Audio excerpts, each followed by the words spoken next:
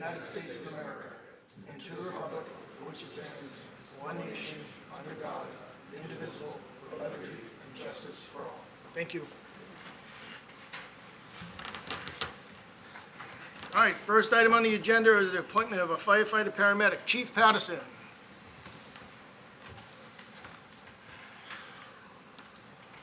Thank you, Mr. Chairman. Come.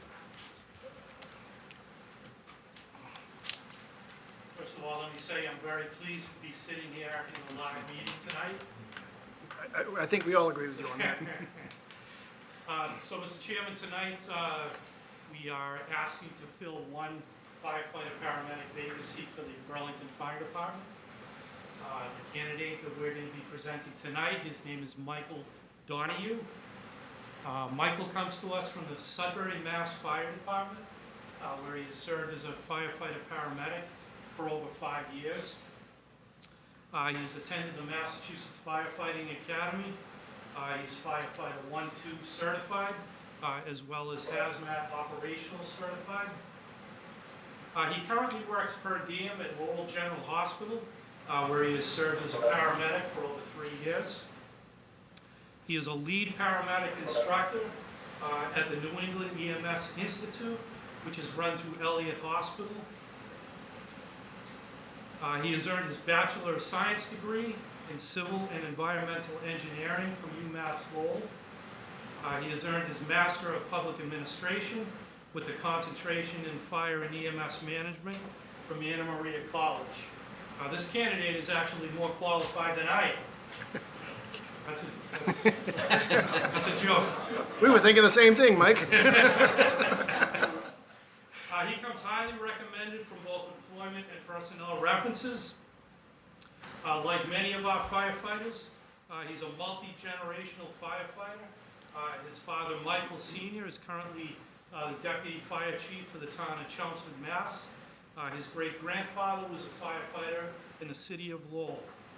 I am recommending that we appoint Michael Donahue Jr. to the position of firefighter paramedic with the Burlington Fire. Thank you, Chief. Mr. Sagarino. And with the chief's recommendation, I appoint Michael Donahue Jr. to the position of firefighter paramedic in the Burlington Fire Department and ask that the board waive its 15-day waiting period. So moved. Second. Okay, all those in favor of waiving the 15-day waiting period? Aye. Opposed? 5-0-0. Congratulations, Michael. Welcome to Burlington.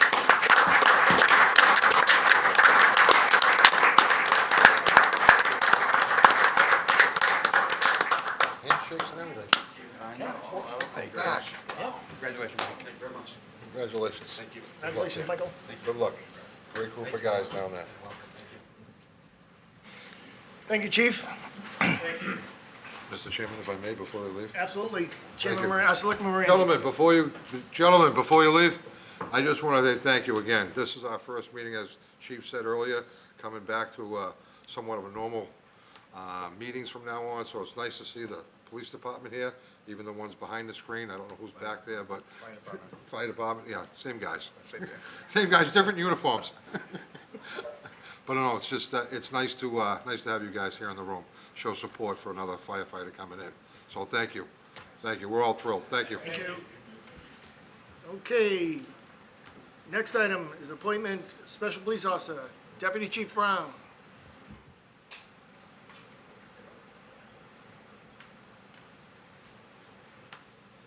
Thank you, Mr. Chairman. Tonight we'll be looking to appoint Al Gagney, recently retired detective with the Burlington Police Department. I'll be making that recommendation tonight. Al just retired this past Friday. Al was originally appointed to the department as a permanent intermittent back on June 8th of 1992, and then a full-time police officer on July 28th of 97. He then graduated from the Lowell Police Academy on December 19th, 1998. He had an excellent career, started off as a patrol officer and was appointed to the position of detective back on April 4th, 2005, and then retired this past Friday. A huge void is left in the department. We'll do our best to move forward without him, but in this little bit of a victory, hopefully we can get him appointed tonight as a special officer, so he'll remain within the ranks of the department. So I would recommend Al Gagney for appointment as a special police officer. Thank you, Chief. Mr. Sagarino. With the chief's recommendation, I appoint Albert Gagney to the position of Special Police Officer in the Burlington Police Department and ask that the board waive its 15-day waiting period. So made. Second?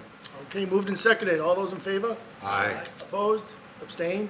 I know tradition is, Al's not here, but does anybody have anything they want to mention about Al? Or? Yeah, I'll start if you guys don't mind. I've known Al for over 40 years. Al's been a great friend personally outside the police station. I hate to see him leave the police department because he is one of the great guys over there. I just wish him the best in his life. I know at some point he wants to move and do something, but right now he's going to be here. So, Al, all the best on your retirement. Michael? Yes, had the good pleasure of working many years with Al out there on the streets. A great guy, both on the job and as well as socially, and welcome to the club. Nick? Thank you, Mr. Chairman. Yeah, obviously, well wishes to Al in his retirement. Like we've said already, he's a great guy and a great officer. To your point, he's going to leave a hell of a void. And I know that I'm very hopeful for all the recent appointments we've had within the police department, and based on the resumes and the recommendations and the testing, I think that we've got some high hopes for the future for sure. Mr. Hogan? Thank you, Mr. Chairman. When I was working for the town, I knew all the guys more personally than I know the younger guys, and we're running out of the older guys. But the younger guys have big shoes to fill, and yes, just like Nick said, the people that we are bringing in are top-notch with the resumes that they present. This is going to continue to be an excellent department, and it falls upon you, Chief, to make sure that continues. Thank you, Mr. Hogan. Briefly, I had the pleasure of working with Al for many years. As with other retirements, when you have a knowledge base of 29, 30, 32 years, you learn a lot in that time. And by having officers remain as special police officers, they'll be working in town, and if needed, their knowledge base could be utilized at any minute. If they're out there and the police department needs help, they're still police officers, they're just not full-time. So having those officers on the streets basically is an added plus for the town as well, because they're all fully trained and fully prepared. Okay, next item, 153, Deputy Chief process. Thank you, Mr. Chairman. Tonight I was coming before you just to give you an update on the deputy chief selection process. As everybody knows now, Chief Kent will be retiring on June 30th, and I will be taking over on July 1st. As part of the succession plan, we need to get a deputy chief in place, so I'm willing to and ready to move forward with the deputy chief selection process, but I wanted to give the board an update on where we are and exactly where that stands and what we're looking to do with this process. So normally when the deputy chief's position was put into place, I believe back in 2015 or so with Deputy Chief Duffy, the main mission of the deputy chief was to create a succession plan for the chief when the chief leaves. Deputy Chief Duffy kind of threw a monkey wrench into that plan and left before Chief Kent, so it had opened up again. Knowing that the chief was ready to retire, he wanted to put somebody in there who would actually succeed him, and luckily I was fortunate enough to get chosen. In this situation, I hopefully will be here for quite a while. So the succession plan per se isn't necessarily what we're after. What we're after is some consistency in the command structure right now. So the selection process would normally open up to either captains or lieutenants, and we don't want to necessarily change the ability to do that. But at this point in time, we'd be looking at the captains, because the captains are both willing and able to accept the appointment at this point in time. And there's really no reason to go beyond them for consistency in the chain of command, and they're well versed in the administration and organizational structure of the department. So with that said, we will not be opening up at this point to lieutenants or sergeants, although we reserve the right to do so in the future based on the resumes of the candidates. We will be soliciting the resumes and letters of interest over the next week, and the process will go on from there. What we are going to do is invite an outside chief with no influence or ties to the town of Burlington, and they will be involved in the interview process with myself, the town administrator, the assistant town administrator, and we will make our selection from that point, hopefully bringing a name to you right around the time that the entire transition occurs. Thank you, Deputy. Anything further, Mr. Sagarino, on that? No, the board had requested this about a month ago to just get an update on the process from Deputy Chief Brown, and that's why he's here tonight. So feel free to ask him any additional questions on the process. All right, I'll start with Mr. Hogan. Thank you, Mr. Chairman. Chief, there's a lot of stuff in this plan. I'm assuming because you have some personal knowledge of the captains that are coming up the line, it may not take as long, unless you had people coming off the street, to go through this. So you will have something in place by the end of the month? Yes. Okay. Nick, any questions? Let's good work on this. Yeah, no questions. I thought that this was very well thought out in terms of a plan and a process, and I look forward to how it all turns out. Joe, any questions? Nope. Okay, Michael, Thank anything? you. No, not really. I reviewed the documents that we received via email. It's a pretty thorough assessment process you have in place, and you got some good candidates over there, I know. Gonna be a tough decision to make. All right, okay, I guess that's it then. Thank you, Deputy. Thank you. Thanks, Chief. Thank you. Okay, next item, 154, it's an approval for the intermunicipal agreement with Lexington. Mr. Sanchez.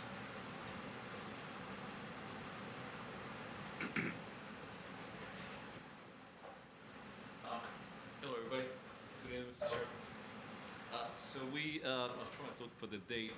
We actually have been working on this agreement with the town of Lexington for quite a long time right now. As we all know, we completed what is called the phase 1 of the MWA project in December of last year. And what we're trying to look for is a new agreement that will lead us into what we've been calling phase 2A into the future, which is really the phase that is going to allow us to eventually abandon the concrete treatment plants. What this agreement that you have in front of you will do is to allow us to construct and eventually maintain and share ownership and maintenance with the town of Lexington, the new main that we're going to construct from the end of Adams Street and north, all the way to the connection with the MWRA. Thankfully, we were able to attend a meeting with the Board of Selectmen, Select Board in Lexington a few weeks back, and they did approve. The agreement is presented to you tonight. We had attendance from Paul, some of our engineers, as well as members of the MWRA in the meeting. The meeting went really well, and we are actually ready to soon start construction of that main. Obviously, we need to have this agreement in place, as well as the bids, which will be going out to bid further soon to the side of that construction. So with that, that's pretty much what we have. Like I said, Lexington already approved this, so now we're looking for your comments and hopefully approval as well. Thank you, Mr. Sanchez. I'll start with this end. Michael, any questions, comments? No, we sort of been talking about this all summer. We knew they were heading over there to Lexington at the end of our last meeting, so, no, I'm glad, I'm glad you convinced the select board over there in Lexington to play nicely with us, and I look forward to getting this project completed as soon as possible. Thank you. Mr. No, Moran, I have nothing, nope. Nick, anything? Simply a thank you to you, John, for everything that you've been doing on this. I know that, the people of Burlington are obviously very curious about our water these days. Knowing that this process is not something that we can just walk in and go, thank you very much, and walk out and just go drop it in the ground. I appreciate your diligence and your effort to make this all happen. And just generally, a thank you to the town of Lexington for helping us out. Excuse me. They could have said no, figure out a different way to do it. They've been quite amenable. So thank you. Mr. Hogan? What does the timetable look like moving forward from here now? So, nothing has really changed much since we presented the project. As you remember, we went to town meeting earlier than what we had anticipated to get funding for this project. And that allowed us to move the completion to the end of 2022. And we're still looking at that for the actual main that we will construct at the end of 2022. So we hope to start construction before the end of the summer, only because of bids and shop drawings, reviews, and all that have to happen. But full construction will happen through the end of this year, then we'll probably install for the winter, and then all through next year's construction season. Thank you. Just quickly, Mr. Sanchez. it may sound like a long delayed process, but you've had to have meetings with MWRA, the town of Lexington, town of Arlington, I believe town of Bedford as well at some point. Have you counted how many meetings you've gone to? Just want to let the residents know, it's not an overnight process. Something like this involves so many different agencies, so many different agreements, and, you know, like, even with Lexington going, not back and forth, but presenting to them and then coming back to us, it's not easy. And I just want to commend you for all the work you, Mr. Sagarino, and everyone else has done on this. Mr. Sagarino. Thank you, Mr. Chairman. I just want to reiterate, much thanks to the Select Board in Lexington. They were very kind to us, given that the amount of construction that's going to go on in their town related to our line. And they were very gracious to us, and I want to thank them.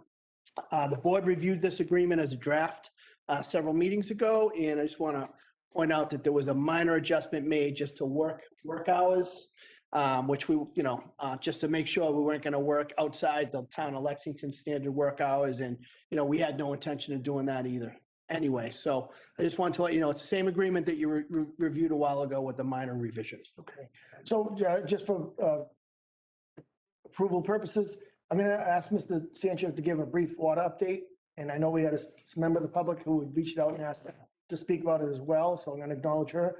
Do we have to vote to approve this right now, and then we can go on to the water? Mr. Chairman, if you could approve the agreement and authorize me to sign it at the same time, that would be what the motion should be. Okay, so I'm looking for a motion for that. Okay. Good, Joe. So moved. All right, Make the motion. motion by Mr. Morandi, seconded by, For both items. Yeah, is this one vote? this is one vote. Both items? Or do you need? I think you can do one vote for both items. Make a motion on both items. All right. Second by Mr. Hogan. All those in favor? Opposed? 500 on approving this municipal agreement with Lexington. Thank you, Mr. Chairman. I'll be remiss if I don't interject on the thanks that have been given to me personally. This has been a team effort. There's been a lot of work by engineering both in Burlington as well as Lexington, in the administration as well as council and all the people involved. So this has not been a John Sanchez deal. This has been a full out effort. Everybody knows the importance and how we needed this project. And pretty much everybody stepped up to the plate to make it happen. So I do want everybody to understand that. So in the current situation, I imagine, Jim, just talking about PFAS, am I right? Yeah, that's kind of a hot I topic. guess it is. Well, Yes. all right. So a couple of things going on over there, and I'll say that all our customers are going to receive a mailing probably by early next week. It's a mailing that we got approved finally on Thursday by DEP. And I'm going to say a couple of things that will be in the mailing because I think they'll probably give us a good update on where we are. One important thing that I should mention in public is that we are heavily regulated industry when it comes to water treatment. So we can't just on our own decide to send mailings to our residents on whatever wording we may think that it may be appropriate. Everything that we send to our residents has to be reviewed and approved by Mass DEP. So the right information gets out, and that's just the way it is with everything we typically do. So this is not just I heard some comments about how come we didn't do a reverse 911 on this issue. Well, because it's not that type of an emergency. If it was an emergency like that, we would have done a reverse 911 within 24 hours, and we would have been required to do just so. And all of that is explained in the form that we're going to be sending out. We also posted it online. If anybody wishes to see it ahead of the hard copy that they get in the mail, it's already online. But so what is happening with PFAS? And I'm going to start by saying that in October of last year, that's when DEP promulgated the new rules on how much they will perceive as safe amount of PFAS in the water. Then they said the first water, large systems will have to test for it. On the second water, which is where Burlington belongs, a bunch of other systems will have to start testing for it. And of course, when we did test, both the treatment plants showed levels that were higher than the 20 parts per trillion that they had set as their limit. So immediately after we confirmed the test, because we did it once and you don't want to go out and say it until you test it a second time. So we tested a second time and it confirmed that we did have uh, levels that were higher than the MCL that DEP had come up with of 20. So at that point, we notified all the residents via, Facebook and whatever internet and press releases, websites. We tried to get the word out so people will know what it was coming and it wouldn't be a surprise in the future. Where we are right now is we know that we will exceed that MCL for the quarter, which the quarter doesn't end until the end of June, but we already know we're going to exceed it. So that's why we're sending this notifications out to people about the PFAS. As a way of background, people at home, if you don't mind me extending what PFAS are, because people ask what are PFAS, So PFAS are human-made chemicals that have been used for many, many, many years in the US and around the world for firefighting foams, moisture and stain-resistant products in many industrial processes. You can find it anywhere from non-stick cookware to aluminum foil, wrinkle-free clothing, stain-resistant carpeting, some furniture and fabric, pizza boxes, fast food wrappers. I mean, I can go on and on where you can find PFAS. So PFAS is not just found in the water. What happens is once that is in the environment, it does not degrade easily. They call this forever chemicals. So unfortunately, once it is in the water, it'll go in the sewer, eventually will find its way to the groundwater or streams. And that's where we take our water for drinking water. So that's why we have PFAS in our water system. We did test all our raw water areas. What we call raw is the water that has not been treated, because we wanted to make sure that we didn't introduce PFAS during the treatment process. So on the second round of testing, we went around and said, okay, let's go all the way to the river, let's go to a reservoir, let's go to all the wells, let's make sure that it's not being introduced in our process. And the good news is it's not being introduced in the process. The bad news is it is an environment. So that's where you find it. So what should everybody do right now at this point? So we know that from the research that has happened, there are certain sensitive subgroups of people, and that includes pregnant or nursing women, infants, and also people who have been diagnosed with some kind of compromised immune system that may be an issue for them. So these people in this subgroup should not consume water that has any type of PFAS that is over 20 parts per trillion. What we recommend, the subgroup, is to use bottled water to supplement or to do all the needs when it comes to drinking water or cooking with. Water is safe for other uses such as bathing, washing food, brushing teeth, etc., but not for drinking for that particular subgroup. When we talked about bottled water, we don't talk about just any bottled water. There are bottled water companies that will sell you water that already has PFAS included. Other types of drinks that you may get, seltzers and all those, may have PFAS with them as well. So when on our mailing that you're going to find, and also online, you find a link from DEP for companies that have tested for PFAS, and that's also on the DEP's website. So if you want to make certain that the water you're purchasing does not have PFAS, you can actually find the list on the DEP's website. Now, for non-sensitive groups, which is the rest of us, and for older children, what DEP is saying that the value of 20 is really a value to be applied to a lifetime of consuming water that has a higher level of PFAS. So for short term, they present a much less risk, if a risk at all.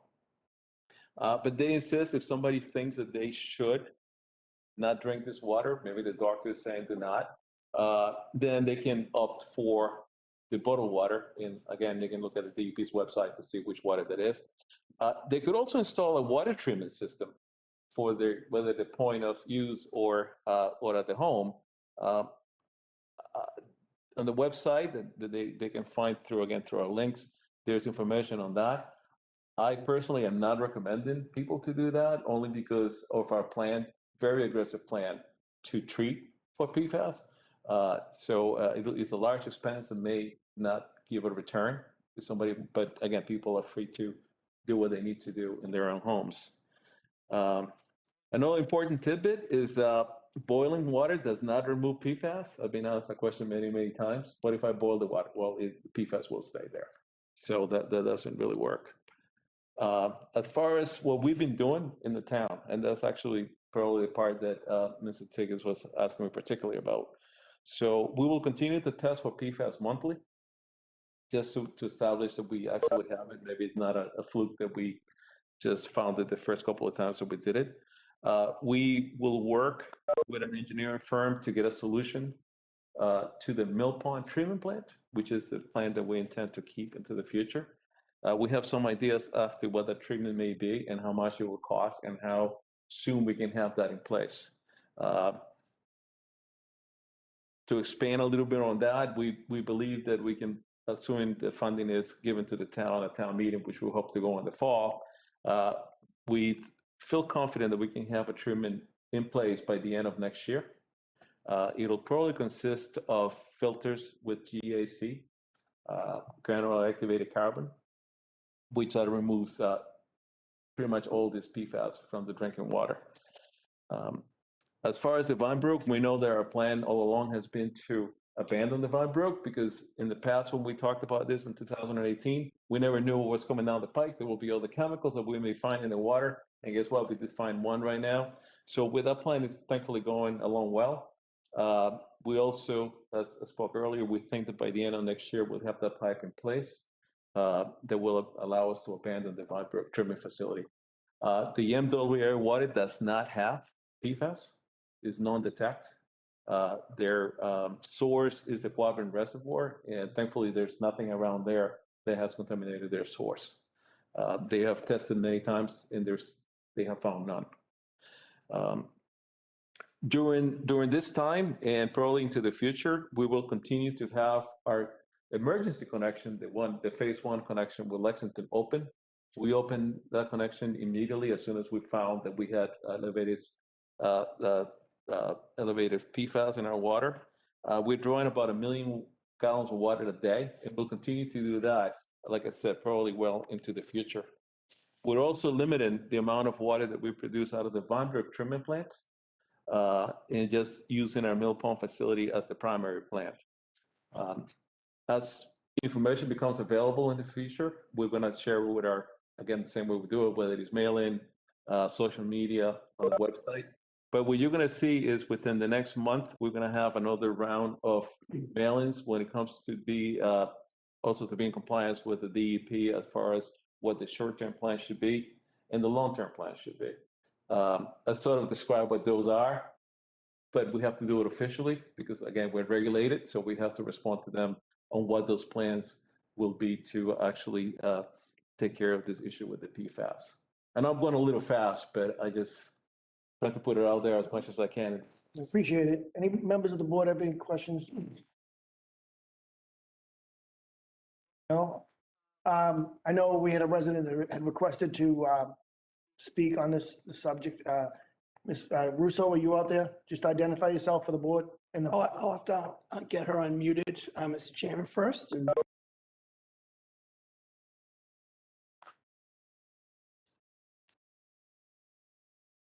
Okay, Kristen, you should be ready to go. Great.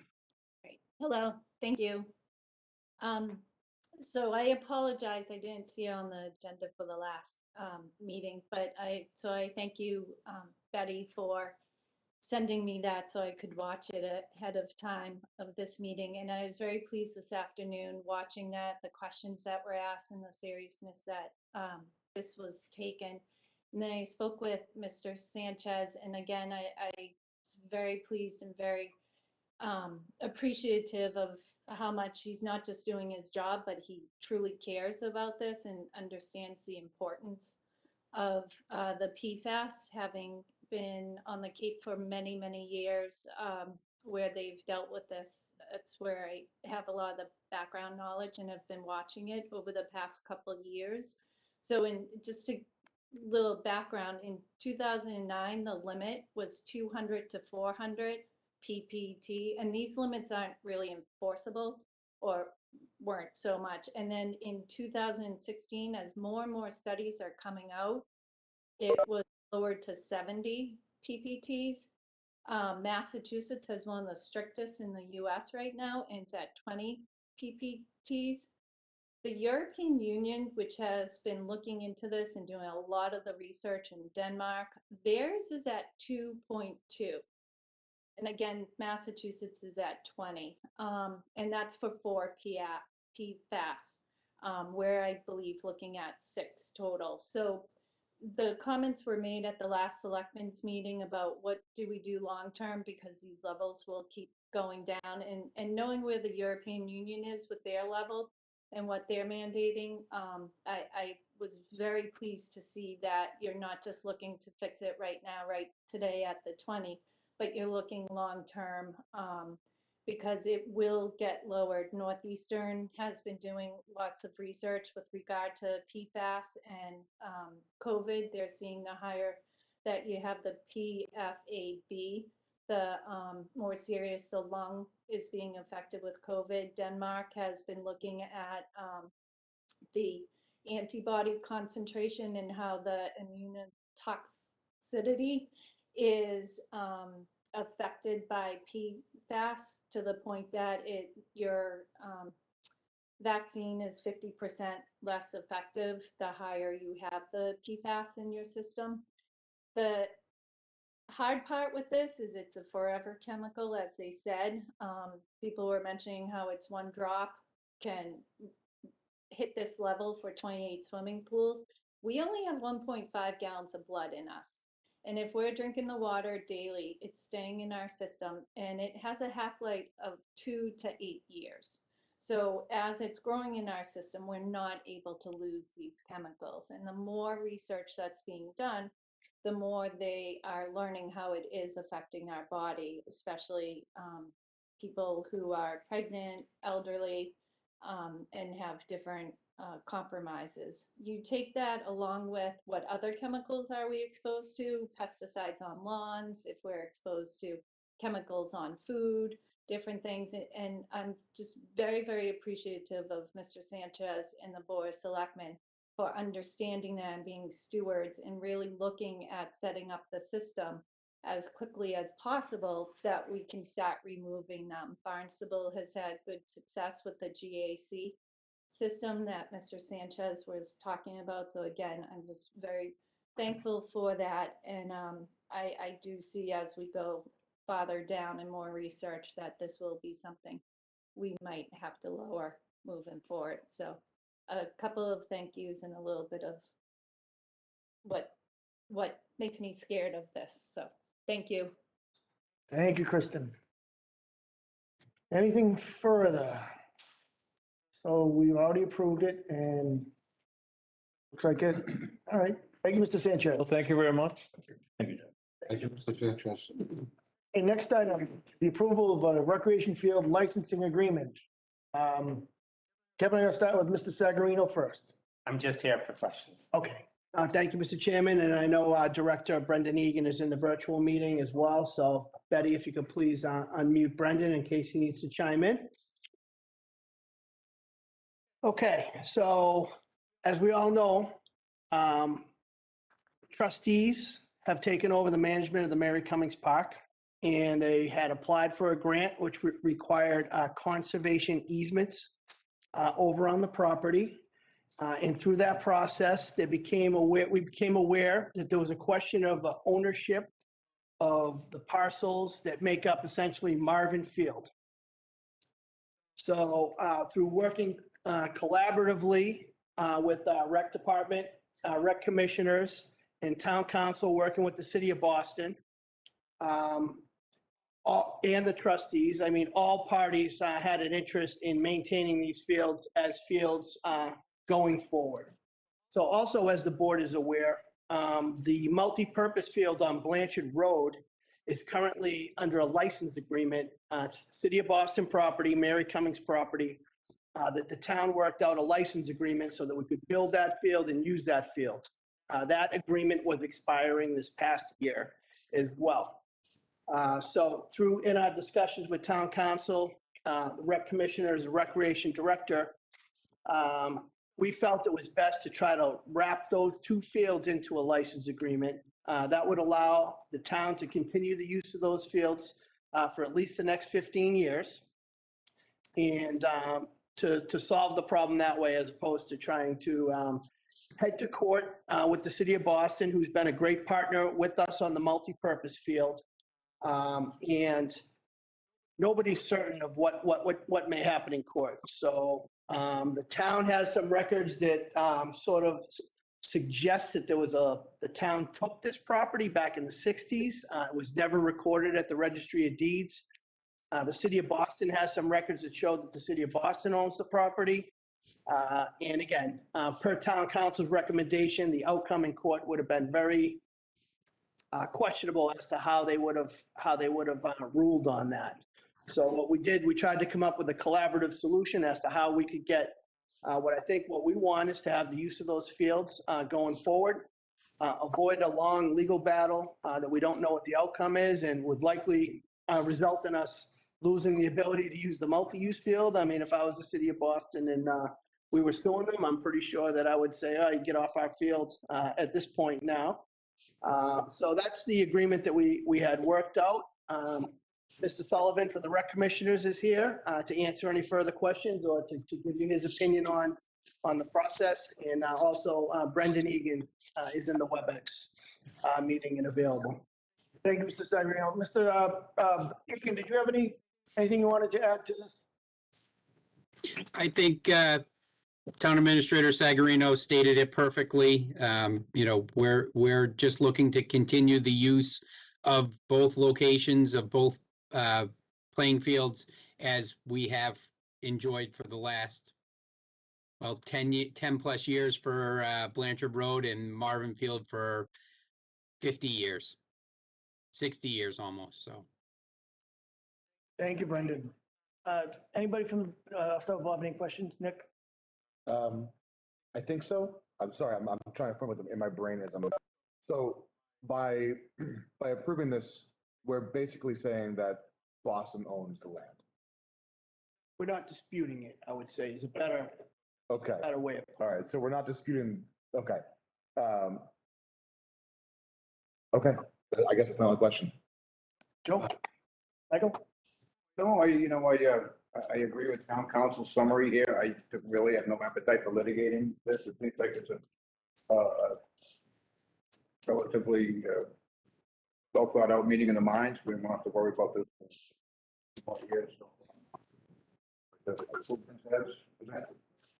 Thank you. I couldn't agree more. Do we want to fight for ownership or do we want to use the fields for 15 years? So, possibly lose ownership. And the likelihood is that once we have this agreement in place, that we would be able to renew it again and at that time when it calls for. All right, Mr. Chairman, can we hear from Mr. Sullivan since he's here and then? Well, no, through the chair, Paul's done a great job with the negotiations. This also gives us 15 years to figure out what went wrong and it's something that we can do long-term after that. So maybe it's not a done issue, but it gives you time, especially with the lease of the Mary P.C. Cummings fields coming up. It was nice that they bundled it. It's a disappointment that somewhere it got dropped. There was a vote. It shouldn't be town property, but we have to figure that out down the road. Thank you. So you have 15 years to straighten it out, right? Right. All right. You'll still be chairperson, right? I don't know about that. Yes, Mr. Mr. Secretary. Chairman, I'd also like to thank Dave Webb from the Friends of the Mary Cumming Trust and a town meeting member. He's been actively involved in this and, assisting us. And I appreciated his input throughout the process as well. So. Thank you. Thank you, Mr. Webb. All right, if there's no further questions, I'm looking for a motion to approve the licensing agreement Mr. Chairman, and authorize the chair to sign that agreement, please. and authorize me to sign that agreement. Mr. Runyon? The chair. The chair, sign that agreement. All right. Okay, thank you, Mr. Chairman. I motion to approve the license agreement by and between the city of Boston, town of Burlington, and furthermore, allow the chair to, on behalf of the board. Second. Second by Joe. All those in favor? Aye. Opposed, abstained, 500. Thank you, Brendan. Thank you, Kevin. All right, thank you very much. Thanks. It's nice to be in person. Thank you. Yes, it is. Thank you, Brendan. Okay, next item is a discussion and approval for the Massachusetts School Building Authority Statement of Interest. Mr. Kuna.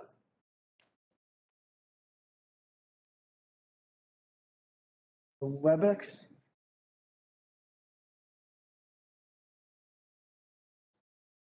I don't see him in there, Mr. Chairman, but I'll be happy to cover it for him. Thank you, Mr. Sagarino. So this is a statement of interest that the town submitted probably over the last 8 years or so. It's to request the MSBA assistance to do a renovation of Burlington High School. As everybody is aware, our recent statement of interest was taken to the next level on the Fox Hill School project.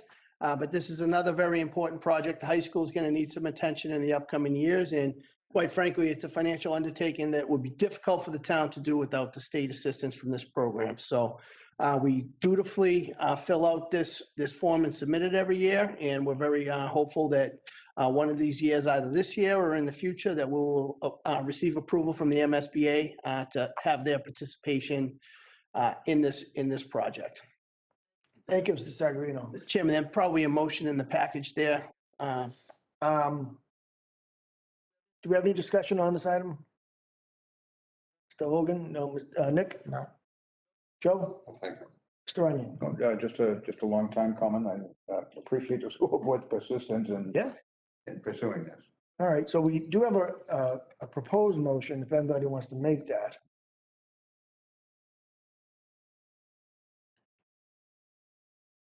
Do you want somebody to read that, Mr. Chair? How do, We can't find it. That's why we're all sitting all there. right, I'll read it, Mr. Chairman. all right. I resolved, having convened in an open meeting on June 14th, 2021, prior to the SOI submission closing date, the Board of Selectmen of Burlington, in accordance with its charter, bylaws, and ordinances, has voted to authorize the superintendent to submit to the Massachusetts School Building Authority a statement of interest form dated June 9th, 2021, for the Burlington High School located at 123 Cambridge Street, Burlington, Mass. 01803, which describes and explains the following deficiencies and the priority categories for which an application may be submitted to the Massachusetts School Building Authority in the future. Priority number 5, replacement, renovation, or modernization of school facilities, systems such as roofs, windows, boilers, heating, and ventilation systems to increase energy conservation and decrease energy-related costs in a school facility. And priority number 7, replacement of or addition to obsolete buildings in order to provide for a full range of programs consistent with state and approved local requirements. The specific project will update classrooms and replace science labs to be more effective learning environment, replace aged out heating and ventilation cooling equipment that is originally constructed in 1971, replace interior building components like lockers and lighting and fire alarms, etc., and provide updated security improvements which will extend the life of the existing facility, and hereby further specifically acknowledges that by submitting this statement of interest, the Massachusetts School Board Authority in no way guarantees that the acceptance or the approval of an application, the awarding of a grant, or any other funding submitted from the Massachusetts School Building Authority, or commits the city or town regional school district to filing an application for funding with the Massachusetts School Building Authority. Thank you, Mr. Hogan. Do I have a second to that? Okay, you okay? Okay, moved by Mr. Hogan, seconded by Mr. Morandi. All those in favor? Opposed? 500. Okay, next item is a public hearing. I believe it's going to be continued. I don't know, is Mr. Devlin here or does he want Going forward, Del Frisco's? the next one. We're gonna, Del Frisco's is up for a vote. I thought that was continued. We're gonna continue that. I'm not sure if Mr. Devlin is in the, Devlin, are you here? He sent some emails back and forth, and Right. they suggested motion is continued to August 9th. Yes, that's what I have here. All right, so, on or after 6:30. 6:30. So what this, it's a continued open public hearing. So I need a motion to continue to August 9th on or after 6:30 PM. On or after, August August 9th, 6:30 PM. 6:30 PM. Motion by Mr. Morandi, second by Mr. Priest. All those in favor of continuing this? Aye. Opposed, abstained, 500. All right, so that's continued. August 9th, on or after 6:30 PM. Okay, the next one's a new public hearing. This one here will also most likely is going to be continued, but we need to open it and then move to continue. So Do we open that? I don't believe we opened this one. The information is requested. Did we open this one? We haven't opened this one yet. All right, so, no, so I'll need a motion to open public hearing for, it's approval for a Class 2 transfer, Great Rise to Sweet Rise, 101 Cambridge Street. Do I have a motion to open that hearing? Like, can I read this in before we do that? Please. So the Burlington Board of Selectmen hereby gives notice that it will hold an online WebEx public, yeah? That's it, also live, no? May have to redo the ad, Okay, so do we done a want couple weeks ago. to table this? Yeah, we'll bring it back as a new hearing, Okay, once all the documentation's been submitted. okay. So we're not going to open this hearing, we're just going to bring it back at a later date. Yes. All right, well, we'll move on to the next item. The new public hearing for Shake Shack, Massachusetts LLC. It's a wine and malt license. I believe, Mr. Vaughn, are you handling this? I am, Mr. Chairman. Good evening. Okay, good evening, Mr. Vaughn. Take it away.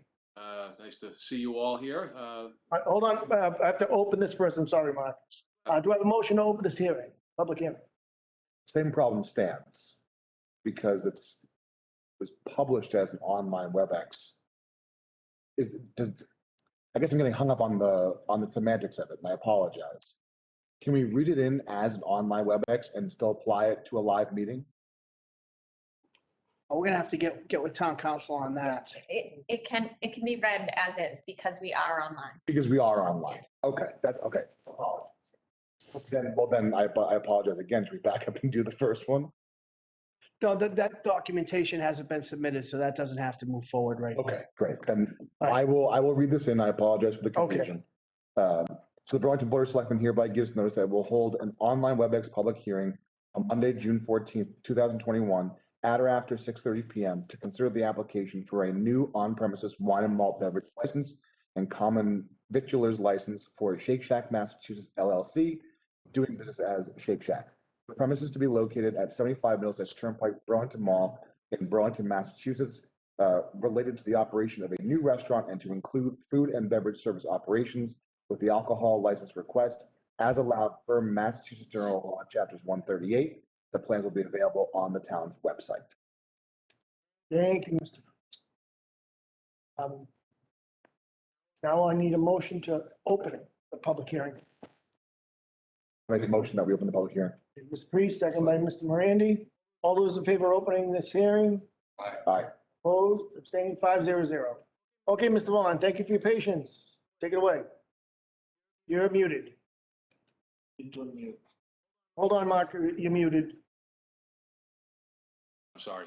Yeah. Good evening, Mr. Chairman and members of the board. Nice to see you all virtually here. For the record, Attorney Mark Vaughn with the law firm of Reamer Bronstein, representing the applicant Shake Shack before you tonight. I have a couple of folks from Shake Shack, including Kevin Morrow, who is the listed manager of record for this location, along with Jared Schenkel, who handles regional operations for Shake Shack, and also David Garrett of our office, who I think that you met at a prior meeting on a couple of other applications. So pleased to be before you. Shake Shack has submitted an application for a wine and malt liquor license at the Burlington Mall.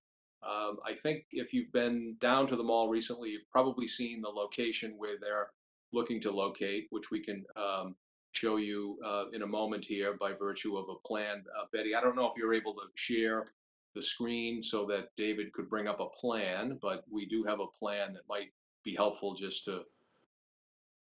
I can do it when you're ready, Mark. You want to see it now? That would be great. Yeah. Okay.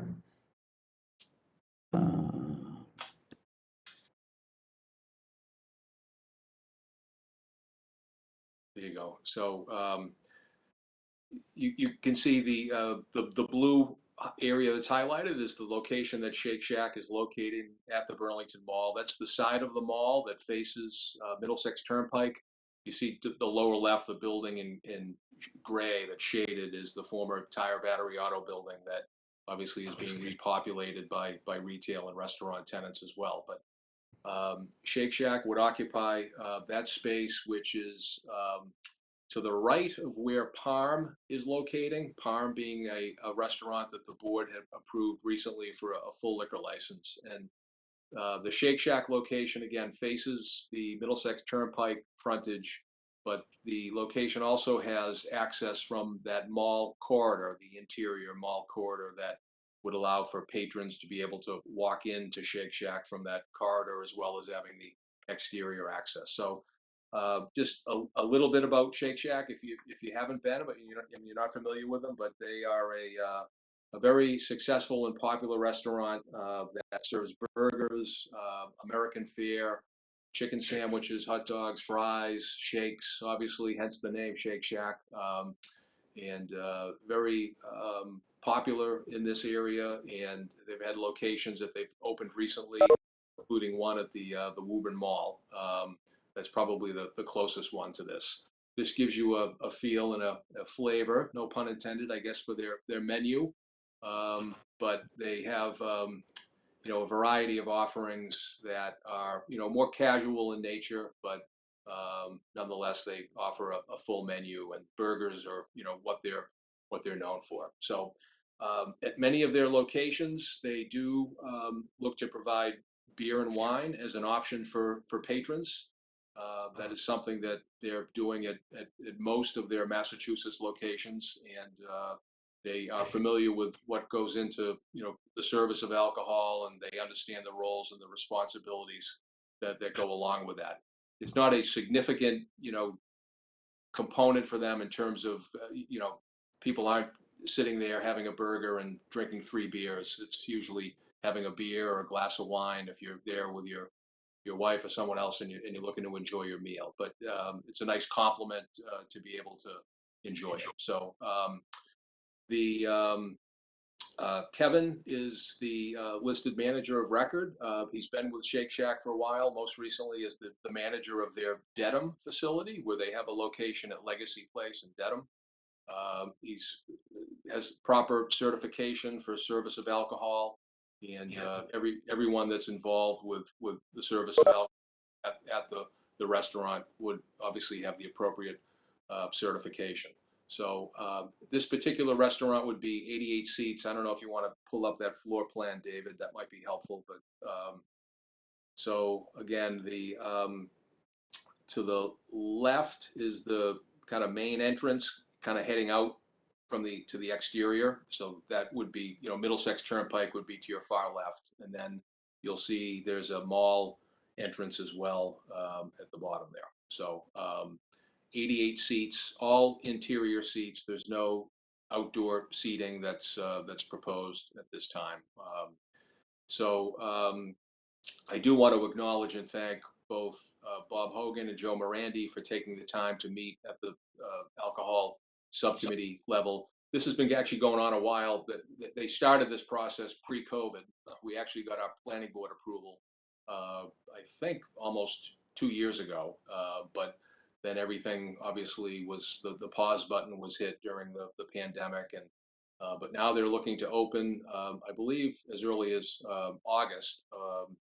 So they're very anxious about being able to become part of the Burlington community here. So just so you understand the operation, you would order at the counter, and then if you do order a glass of beer or a glass of wine, your ID would be checked, and that would, anyone, as a policy, from what I understand, and Kevin can speak to this if there's more questions, but anyone under the age of 30 is automatically carded. I mean, that's their policy. They take it very seriously. And then you would go, sit at your table, and then when your food and beverage are ready, it would actually be brought to your table by a certified, wait staff person. They are going to have some self-serve kiosks as well, where David has that mouse right now, where this is something that you're seeing happen more and more with restaurants in terms of the, kind of the touchless, not dealing with a live person unless you necessarily need to, but it offers the patron an opportunity to place their order there as well.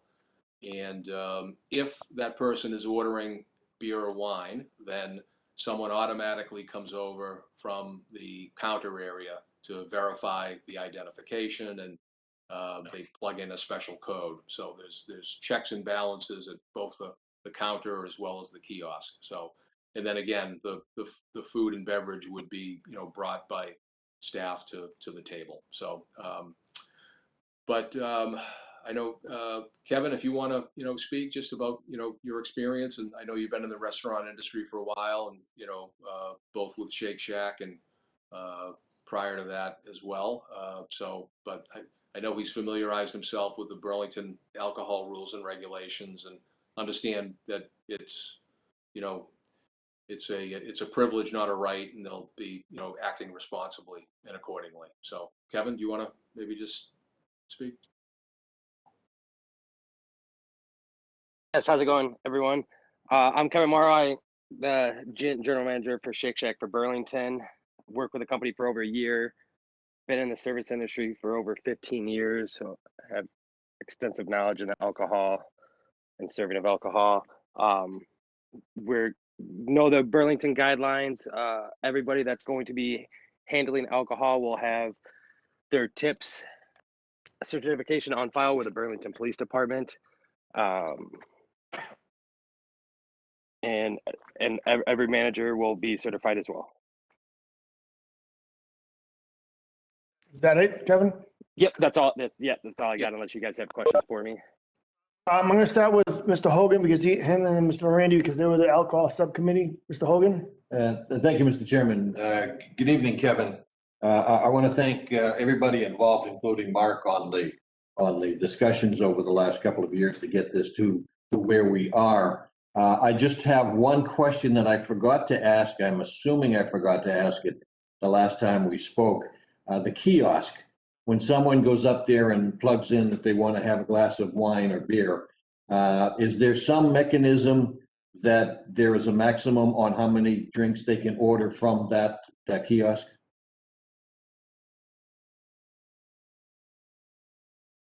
I'll let either Jared or Kevin chime in, but I'll maybe start. And my understanding from our discussions with the client, and we've been fortunate to be able to work with them in other communities as well. So I think I have this down, but it's only one beverage per identification that's shown. So you'd show your ID. If I went in, I order a cheeseburger and my meal, and I want to get a beer, I show my ID.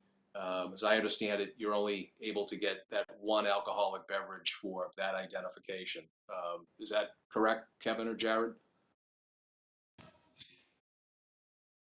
Hey everyone, this is Jared, and thank you so much for the opportunity to be on tonight.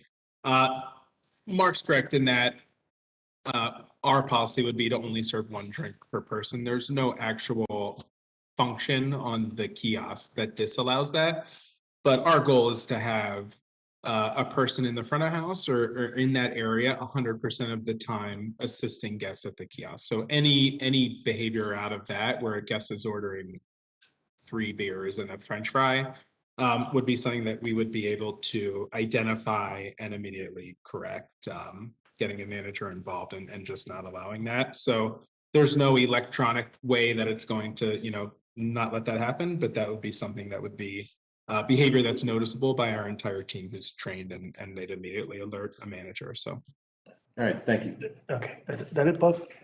So Randy, any comment? No, I just want to thank them. They, the meeting we had back in June, we went over everything, that they talked about, and alcohol and how it's served and everything, and we're both very happy with what they're about to do, and I'd like to personally welcome to Burlington. I know it's a little early before the vote, but everything we were looking for was right there. So thank you, Mark, and thank you, guys. Thank you, Joe. Michael? No, sir. No question. Nick, anything? No, thank you. Yeah, I have nothing either. All right, do I have any, open it up to the public, correct? Yes. Do I have any input or questions, comments from the public regarding this, this matter? It is a public hearing.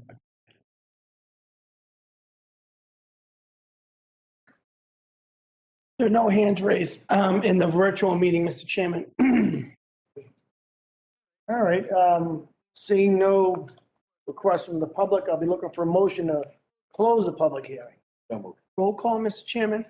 Roll call. Roll Karen.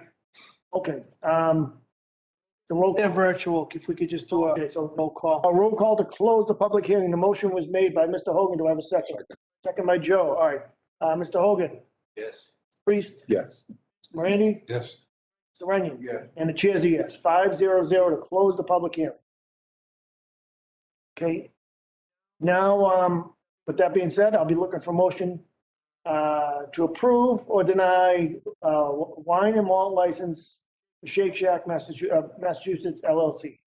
I should do that, Mr. Chairman. I recommend that we approve a new wine and malt liquor license to Shake Shack Massachusetts LLC, doing business as Shake Shack at 75 Middlesex Turnpike. Thank you, Mr. Hogan. Do I have a second? Second. By Mr. Morandi. Also a roll call vote. This will be a motion this is to approve the wine and malt license. Mr. Hogan? Yes. Mr. Priest? Yes. Mr. Morandi? Yes. Mr. Runyon? Yes. And the chair's a yes. 500, it's approved. Great, thank you so much. On behalf of Shake Shack, Josh. I'm very excited about coming here to Burlington, and hopefully it's August, Jared, is that what we're looking at? That's right, August 26th. Okay, Very good. Look forward to see you then. Welcome to Burlington. Thank you, guys. thank you. Okay, next item is an update on the approval of sale of general obligation bonds. Mr. Giannino.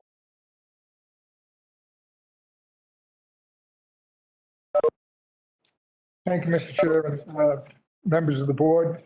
Tonight, what you have in front of you is for the board's approval is the borrowing of a general obligation bond of $20,585,000 with an effective average interest rate of 1.89%. That's made up of a few items. At the May 2019 town meeting, there was Article 11 approved $15.5 million for the phase 2 of the DPW recreational facility in Great Mountain Road. Also at the request of this board, the select board, we looked at possible refinances of existing bonds to reduce the interest cost. I'm happy to announce we're retiring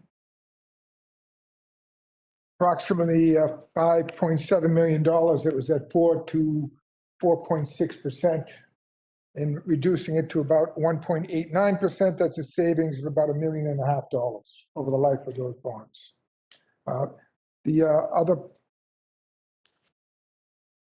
Those two, that's what makes up the $20,585,000. We also have a bond anticipation note of $6.5 million at a net interest cost of 0.233%.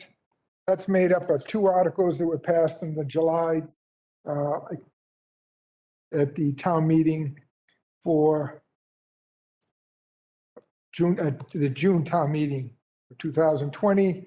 Article 12 for $3 million for the paving of roads and parking lots. and Article 13, which was $3.5 million for the MWRA water connection construction design. Some of those items were related to Mr. Sanchez when he talked about the town of Arlington and going into their town and expanding the water pipe.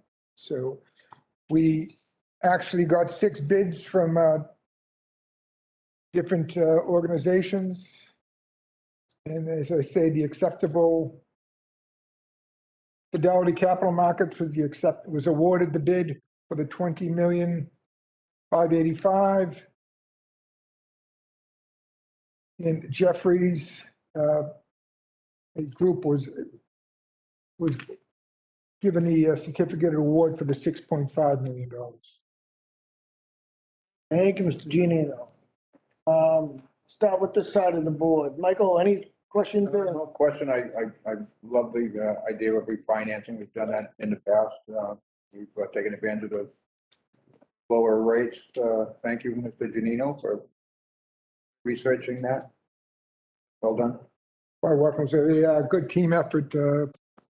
Assistant Administrator John Denizio helped me through a bit. We do have Hilltop Securities who helps us with our bonding, and they did a stellar job. Perfect. Great. Good to hear. Thank you, Michael. Joe? No, I just want to say thanks to everybody involved for taking the time to do this. It's your job, but thank you. Thank you, Mr. Priest. No questions, thank you. Mr. Hogan? No, just thank you for the effort. Just again, Gary, what was the net, what's our net savings on this? You said $1 million what? The refunding of the bonds, we refunded some bonds that were issued in July 2011. They included Memorial School design, sewer line for Terrace Hall, and some water lines. And the savings to that, going from the 4 to 4.5 interest rate to the 1.89 over the remaining life of those bonds was about $1.5 million. It's amazing. Thank you. Okay. I don't think you can get anything better in the way of financing. And, right. Nothing further. I'll be looking for a motion to approve the sale of these general obligation bonds as presented by Mr. Giannino. We need 2 separate votes. So you need the ban and the general obligation separate, or you want together? Gary, how's that? Pleasure. Or just in case, I would suggest 2 motions, one for each. Although the motions are in reference to the Board of Selectmen as approved, but I think 2 separate votes would. Can I have the general, let's do the general obligation bond first. That was for what? $20,585,000. I'll make that motion. Support the $20,585,000 in general obligation. Thank you, Mr. Ryan. Do we have a second? Second by Mr. Hogan. If I may, Mr. Chair, just the wording is important that it's entered into the meeting by reference. Okay. That's referenced to the minutes of the meeting? Correct. So Into the formal vote. at the bottom, Mike? Yeah, Mr. Chairman, I would suggest if we read the motion at the bottom here, it refers to all the different votes within the document, and that'll make sure that all the language is correct as we move forward, so. That's why you handed them out ahead of time. So then we still need 2 votes or one? Just this one here, Selectman Manning at the bottom. Thank you. I should have. Okay, thank you very much. Okay. Motion to approve the sale of bonds and notes of the town as further described in the attached vote of the Board of Selectmen, which is entered into the minutes of the meeting. Thank you, Mr. Ryan. Do you have a second to that? Mr. Hogan? Okay, all those in favor of this approval? Aye. Any opposed, abstained? 500. Thank you, Gary. Thank you. Have a good night.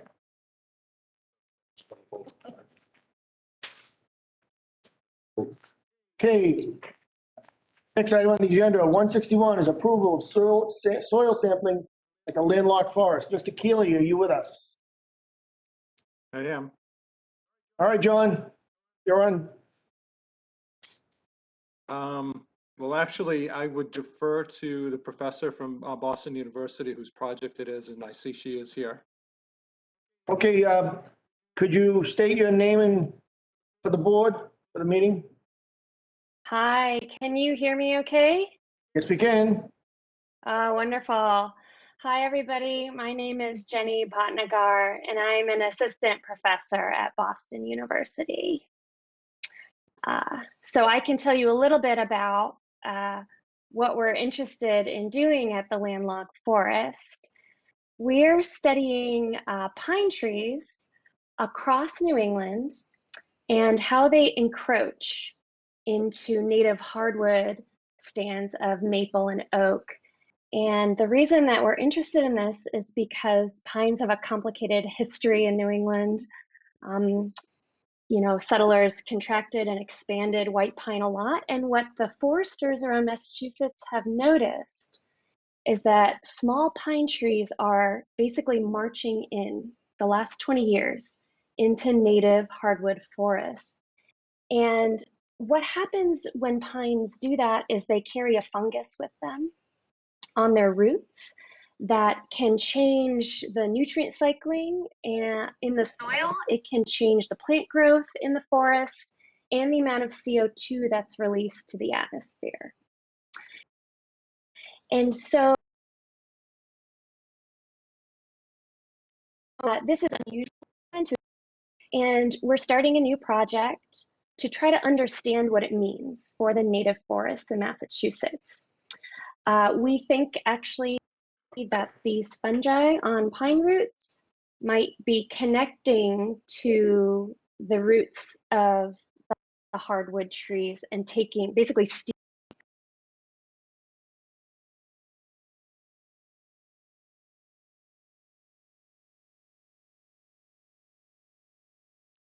Well, we lost your audio, Jennifer.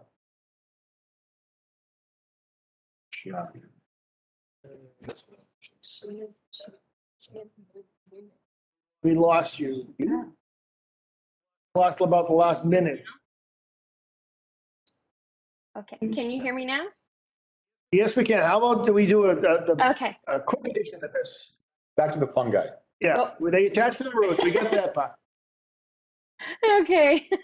Okay, so anyway, so we're interested in studying these fungi that help these pine trees encroach. We think these fungi are actually attaching to the native hardwood trees and might be basically stealing carbon from the native trees to help them basically help the pines grow better. And that's a problem for the native forests. But we don't know if that's happening. We have very little understanding of what. All right. Does anybody need a further clarification? Is it our connection or is it? In different types of these beautiful stands in landlocked forests that are hardwood trees, native hardwood. Oh. Jennifer, can I interrupt real quick? Can you hear me now? Yeah, Jennifer. Yeah, Jennifer, I'm gonna ask the board. Okay, yeah. Does anybody need a further clarification on this? I'm reading, I've read what they're looking to do. Yeah, it's all right there. All right there. All right, Bob, do you have any questions? Okay. Nope. All right, Jennifer, hold on one second. Nick, did you have any questions for Jennifer or John? No, I mean, if John's on board, this sounds pretty interesting to me, so. All right, Joe, you had a question. Two questions. All right. What made you, Joe, what made you pick Burlington? What made them pick Burlington? Oh, Burlington. Oh, we're looking for places that have different types of forest stands. We're looking for places around Massachusetts that have these encroachments and full pine stands as well as full hardwood stands kind of together in proximity. And at landlocked forest, you have these pines marching in. It's very obvious. I have really nice photos of what's going on there. Yeah. Thank you, Jennifer. Joe, what's your second question? My next question is, when will it start?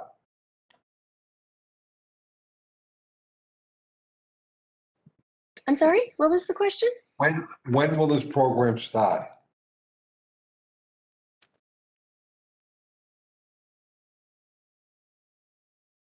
John, do you know?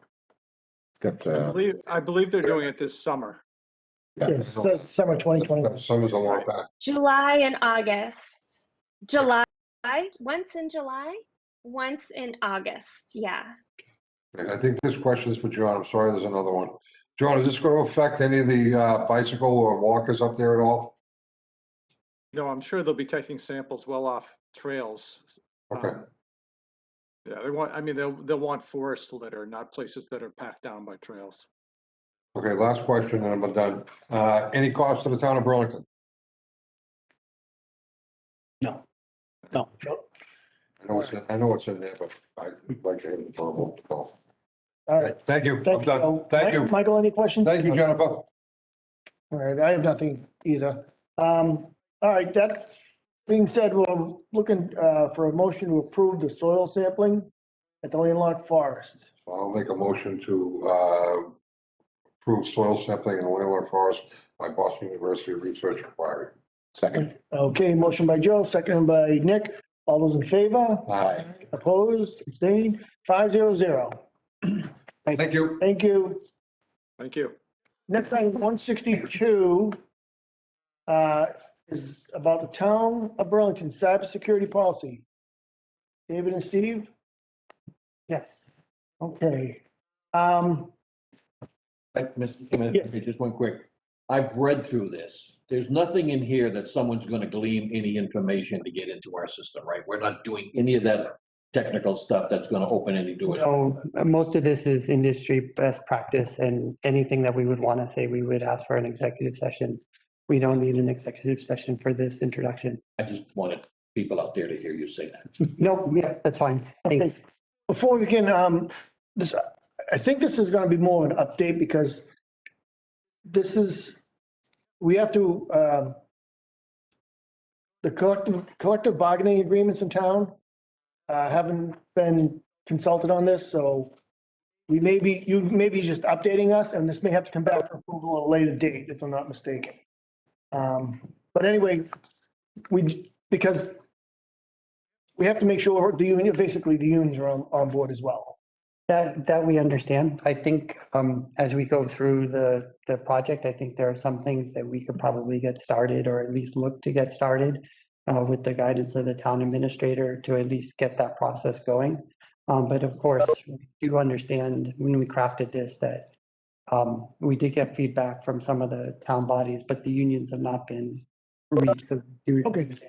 All right, Steve, why don't you start with your presentation? Sure. What I'd like to do is introduce myself, and I'm Steve Moore, and I'm the chair of the ISAC committee. This committee was established at the June 2020 town meeting, and with me is David Hughes, the vice chair. This committee over the last 6 months has worked extremely hard to put this draft proposal together. Don't mind, just speak up a little, the air conditioning. Oh, yeah, sure. So the members of this committee, which consists of 5 town residents and 4 town employees, as well as 2 contributors who have been along the way, have spent a significant amount of time crafting this policy and put a lot of thought and energy. And we went and reached out to resources across the Commonwealth of Massachusetts and at the federal level to get input as to what this policy should be.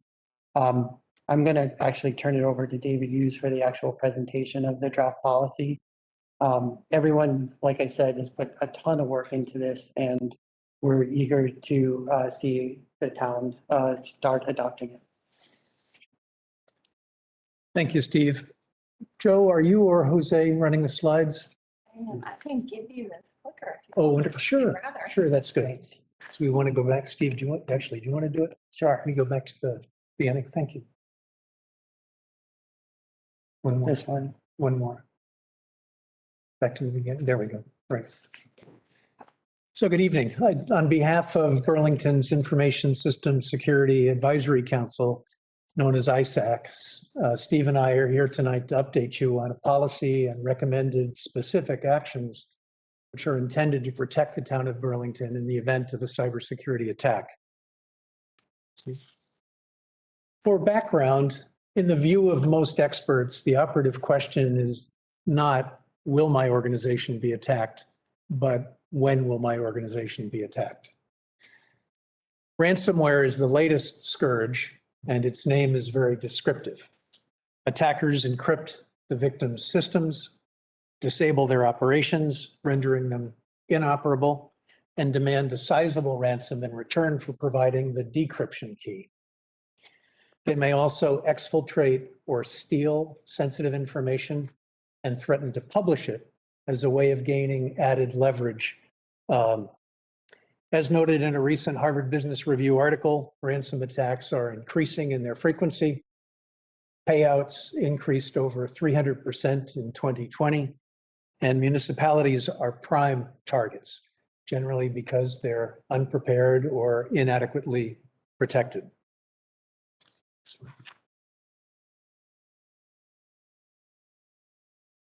Ransomware and other attacks have three dimensions. First, they cause operational disruptions, as clearly demonstrated recently in the attack on the steamship authority that serves Martha's Vineyard and Nantucket. This attack took down the steamship authority's website, their email system, their registration, and other operational systems, forcing them to track some travelers by filling out carbon paper forms manually. It took about 2 weeks to recover from this attack. Next, these attacks can impair public safety, as shown by the recent attack on a Florida water treatment facility that increased the level of sodium hydroxide in the town's water supply by 100 times the safe limit. Attacks on police departments have also been well documented. Third, these attacks can have really significant financial ramifications as well, with ransom demands now often reaching 6 and sometimes 7 figures. Other types of attack can lead to different liability. For example, the diversion of funds otherwise intended for payroll or for the payment of vendor invoices. To help protect Burlington from becoming the next victim, the ISAC has proposed a cybersecurity policy previously provided and disclosed for your consideration and hopefully endorsement. The policy is composed of specific measures that can be organized into 3 categories: attack prevention and preparation, attack detection, remediation, response and remediation, and attack recovery and return to normal operation. While there are no silver bullets, the measures recommended in the policy will move the town forward in buttressing its defenses and enabling it to recover much more quickly in the event of an attack. The policy is a strong starting point, but it should be viewed as a living document that needs to be modified to reflect changes in the threat environment as they evolve.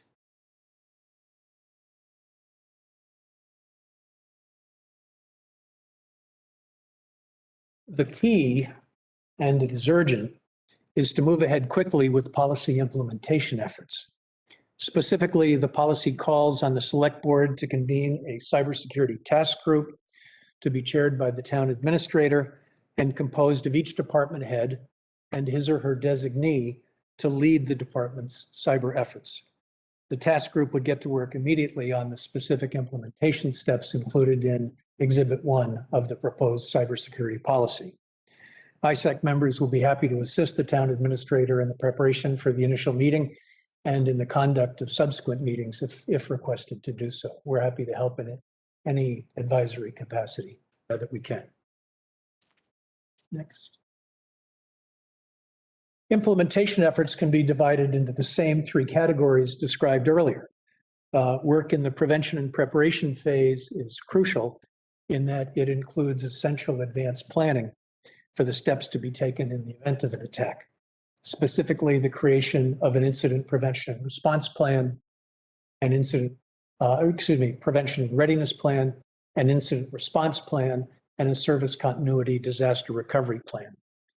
We believe that some of the groundwork has already been done in some departments. The task group would identify the work that has been done, leverage it for the benefit of all of the town's departments, identify gaps, and then prioritize the tasks that are needed to be undertaken to address those gaps. In addition, there are abundant federal, state, and industry resources that are available to help in this process and to guide this process. We urge you to approve the policy and to convene the task group to begin work on attack prevention and preparation as soon as possible. Steve and I just want to recognize the other members of the ISAC and the work that they've done, including Mr. Bongiorno and Mr. D'Souza. A lot of work has been put into this policy, and I think it will prepare Burlington very well. With that, please fire away with questions. Mr. Sagarino? Thank you, Mr. Chairman. I just wanted to take this opportunity to thank this committee for all their hard work that they've put into this.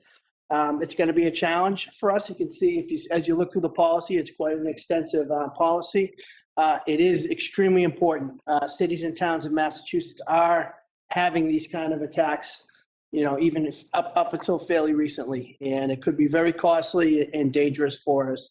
And I do appreciate this committee's willingness to put in all this time and effort, and we're going to work hard on our end to try to get this thing as close to as they want it as possible, given whatever constraints we're working under. But I wanted to take this time to thank Steve and David and the rest of the committee, as well as the town staff that worked on this, because I know it was a pretty big effort to put together this policy. Thank you, Mr. Chairman. Thank you, Mr. Sagarino. And also, Thank you to Mr. Nick Priest for being the selectman's rep for this committee as well. Thank you. Well, I'm going to ask Nick to speak on this first because he has been that liaison. So Nick, do you want to chime in? Yeah, thank you, Mr. Chairman. Thank you, Steve. I appreciate that. Obviously, all of the effort and the work has come from the committee themselves. And I mean, truly a lot of work. Just the document alone, was hours and hours and hours. So, it was the culmination of a lot of effort. This is, the way we need to think about this is a new piece of infrastructure. Much like we have stop signs and, stoplights and paint on the road and, all of the infrastructure made for people driving their cars, that leads all the way to the police, right? Shouldn't something be escalated at that point? Same thing, right? This is meant to be preventative at first and then escalate all the way to dealing with an actual attack. And I think like everyone said thus far, it's a must. In my mind, there's no way around this. We are not, and this is no disparagement to smaller towns, but we are not a small community with a small budget. We are a large community with a large budget, and it's going to continue to grow, making us an ever more present target to people who want to prey on us. And so to not be prepared at all, in my mind, is a complete miss. I agree with Paul. To implement this is going to take a lot of work. But we shouldn't let logistics get in the way of a policy that begins the process. David, to your point, right, this is a living document. We need to start somewhere with some kind of framework so that way we can be somewhat prepared and then grow and evolve that. I think, moving forward, information technologies needs to be vastly supported. Paul needs to be vastly supported. ISAC can do that from an advisory standpoint, but we as a board need to really begin to lay the foundation, the framework for all of that support. Because if an attack does come, and it will come, we don't want our community being put in jeopardy. We don't want our systems going down for any length of time, and we don't want to be held at ransom for any amount of money, if at all possible. So, it's my recommendation that we absolutely, consider the approval of this policy. That there's a lot that needs to be ironed out by way of, unions and, figuring out, how this, even just how we begin to have the conversation with Paul and the department heads, right? Like just that alone is going to take some time just to kind of figure an eye out because everyone's already got pretty full plates. And now we're asking to take on a whole new thing, right? It's not just some initiative that's going to take a year, right? This is going to be a new part of how we do things. And so there's going to be a big learning curve for all of us. But like I said, we shouldn't let logistics get in the way of the policy. Thank you. Thank you, Mr. Priest. Bob? Thank you, Mr. Chairman. As I've gone through this, it's more than just Paul and ISAC. It's every department is going to have people who are brought up to speed on God knows what. My question is, and again, the policy is gonna be worked by somebody. Is there a company or a person out there who teaches or guides businesses or communities who can come in here and get us up to speed quicker than all of us just kind of reaching around in the dark? If so, can we have a conversation about that also? Because I think if we can cut a year off of the learning curve, then maybe we ought to consider that as a possibility to work on this with all of us. Yes, there are definitely federal and state resources that are at the readiness, and there's, of course, IT consulting companies that will help us through the process if you choose to go down that route. The reason we are really strongly encouraging to get department heads and the security, a security designee in place is because they're the ones who know their aspect of the town's business, and they're the ones who are theoretic or who are responsible for the data that is processed by that department and what ramifications it has if that operation is compromised. So, someone from the DPW from the aspect of the water system, for example, that's a very important aspect of the town's operation. It involves public safety. So that's why we encourage bringing it out to the department heads and getting an operational view of what they do. It's part of that process. And even looking at DPW, you're looking at multiple employees being involved because of the multiple different aspects of what DPW does. So we're talking about not just one person, we're talking about 5 or 6 people who have to be trained and brought up to be just in that one department.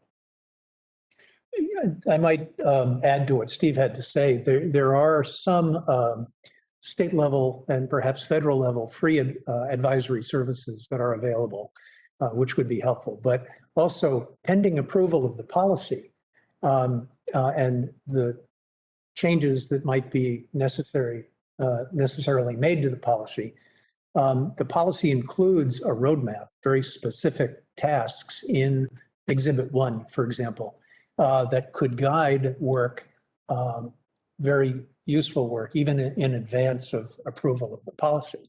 I'd also say that Mr. Bongiorno and Mr. D'Souza have a really good handle on the things that are needed to do.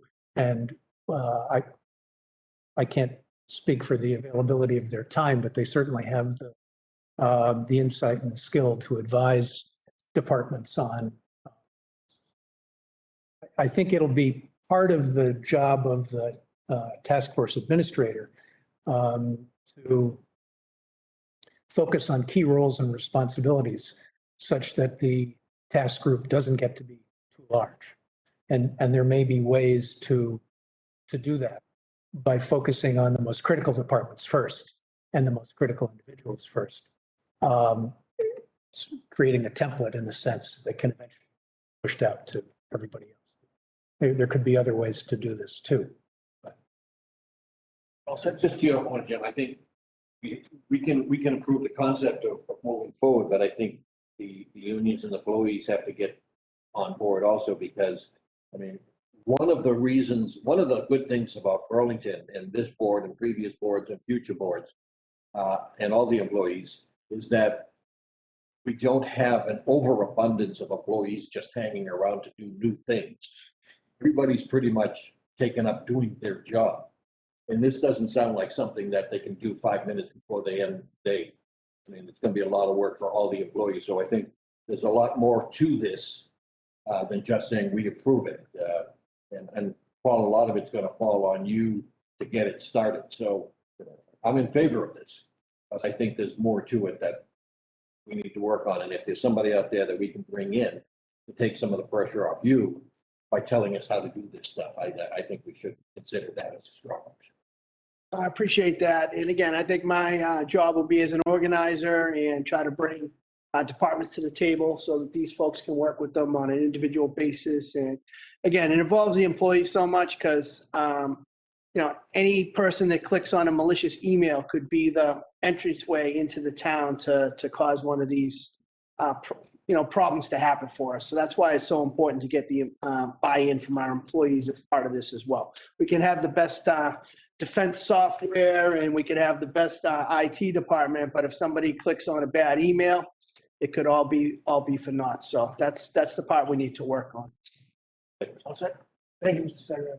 Joe? Yes, I'm gonna say about this, this is way above my pay grade. I'll be honest. All right? Well, I'm gonna there's go nothing wrong with being honest. I'm over here, you, it's gonna go recommendations. I'm lucky I can send a double email at the same time, okay? And that's where I am in the technical world. Just being honest with you. No, Thank you for that. nothing wrong with that, Joe. Michael? Thank you, Mr. Chairman. I certainly fully support protecting ourselves best we can against any threats here in town, internet or otherwise. It is a lengthy policy, but I'm wondering if we couldn't implement some portions of this policy sooner rather than later while we work out the whatever policies or collective bargaining agreements you might have to negotiate, but I'm sure there's plenty in here. I think that we could maybe pick and choose the important ones that won't require those negotiations, begin implementing them as soon as possible, I suppose.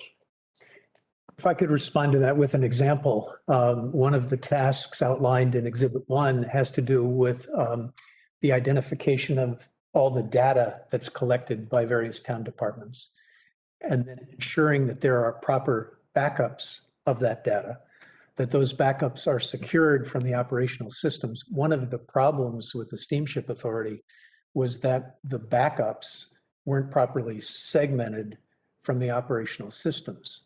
So the attackers were able to encrypt backups as well as the operational systems.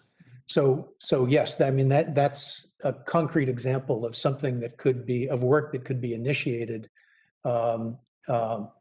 hopefully quickly. And I know that people have the skills to know how to do these things properly once things are checked. I noticed you keep looking over there, too. I do. They're both very good. Yeah, very good, yes. They are. Right. How's Michael? No, sir.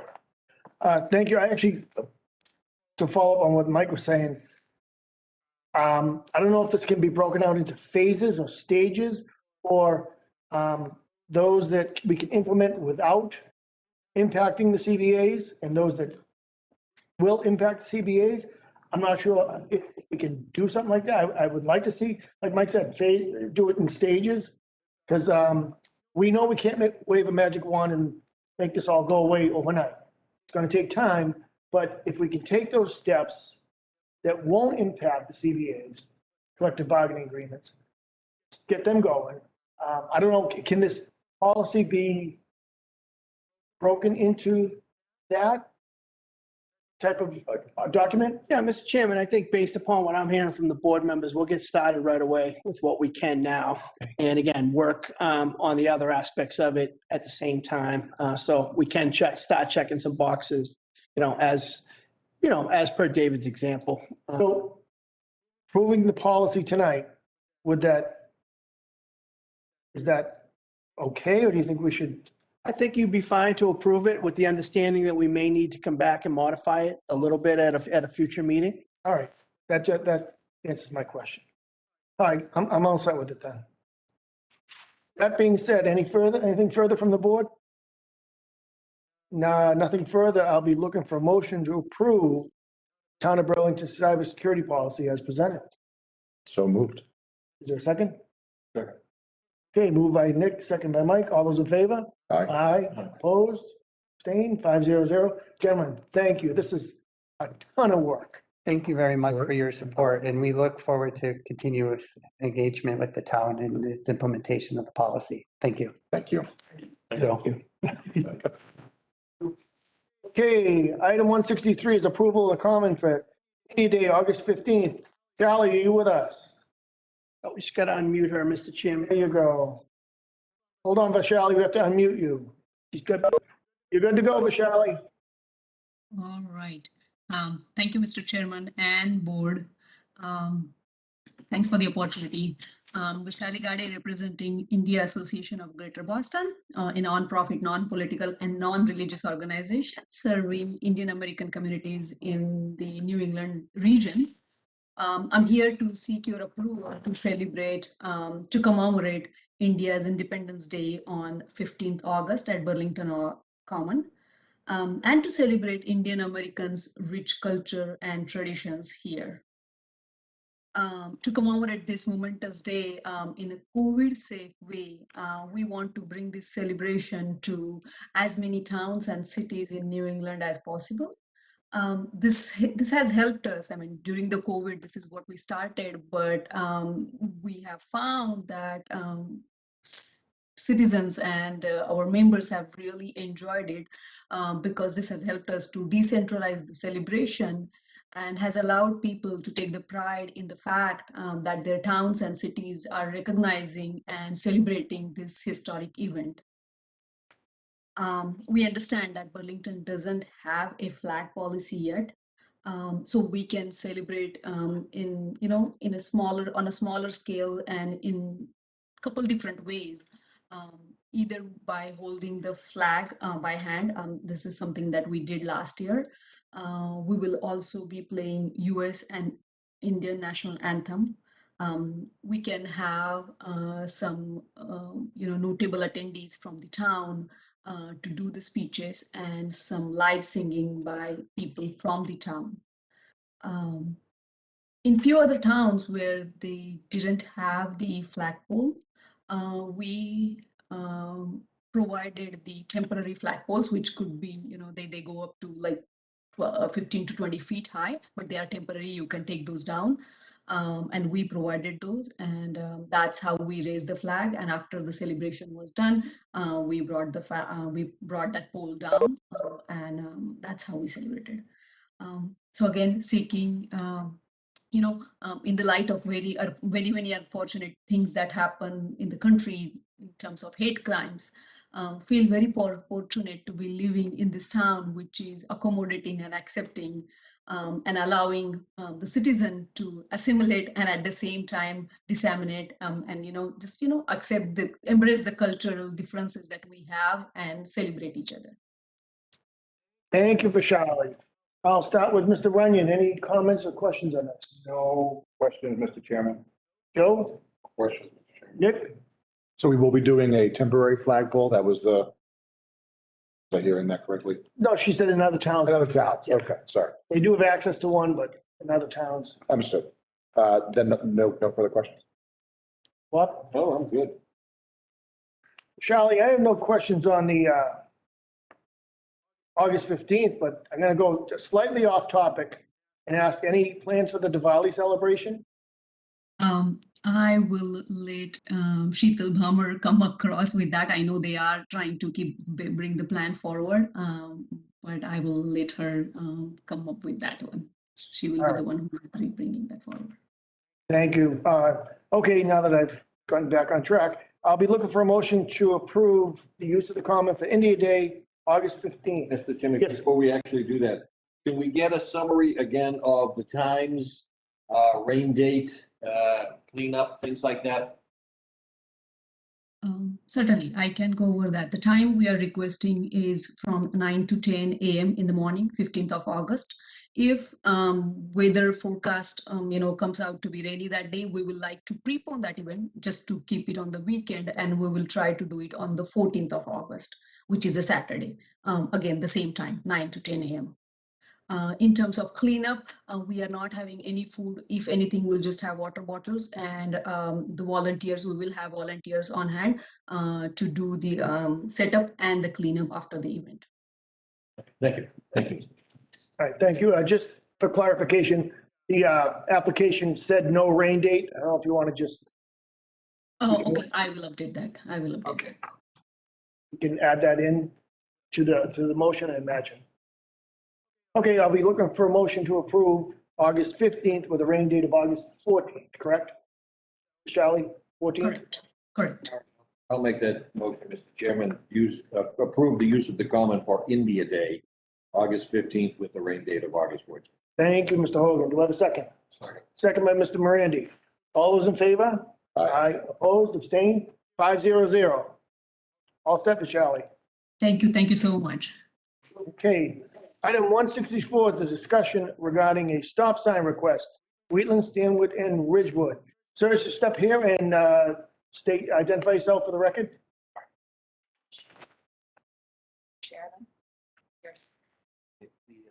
Yes, yeah. Hi, my name is Dan Collins. I wrote down my thoughts, so if you'll indulge me as I read the presentation. Could you just speak up a little? Speak up a little. Yes, of course. Is that all right? Air conditioning kicks on and we can't hear. All right. So my name is Dan Collins. I live on Richfield Road in Burlington, and I'd like to talk about stop signs in my neighborhood. Briefly, my first bike ride around town this year back in April went well until I returned to my own neighborhood when my 6-year-old asked to go back out. She got her helmet. We rode up and down the street just once, but in those 3 minutes, we were forced to skid to a stop twice to avoid 2 separate cars that stop and yield. It was particularly frightening. Similar instances are not entirely uncommon to see at this intersection, and this was also 2 months after my first request for stop signs was denied. My family, my neighborhood, and I continue to insist that you approve installation of 2 stop signs on Stanwood and Wheatland, where they both meet Richfield. They're diagonally across from each other, so it's so close that it's essentially a single intersection. The intersection is used as a bus stop. It's traveled by hundreds of vehicles multiple times a day. Exhibit number 1, you'll see up on the screen there, shows that it's a contained neighborhood in that yellow section, accessed only by 2 points in Wilmington Road. And without any crosswalks or sidewalks for us to use on Wilmington Road, Richfield is necessary for pedestrians and bicycles to access. There's an unkempt cut through for non-vehicle traffic to go from Richfield onto Westwood. I'm not a roadway engineer, of course, but this intersection being necessary to reach my own house, I know it at least as well as anyone, as do my neighbors. When I began this last year, I received immediate cooperation from my neighbors. Traffic Division of Burlington Police expressed genuine concern and offered to make some calls. DPW did say no, in my opinion, hastily. So I emailed you on November 12th to inquire about the process and options with a brief description of the issue. And in that email, I described specific site restrictions.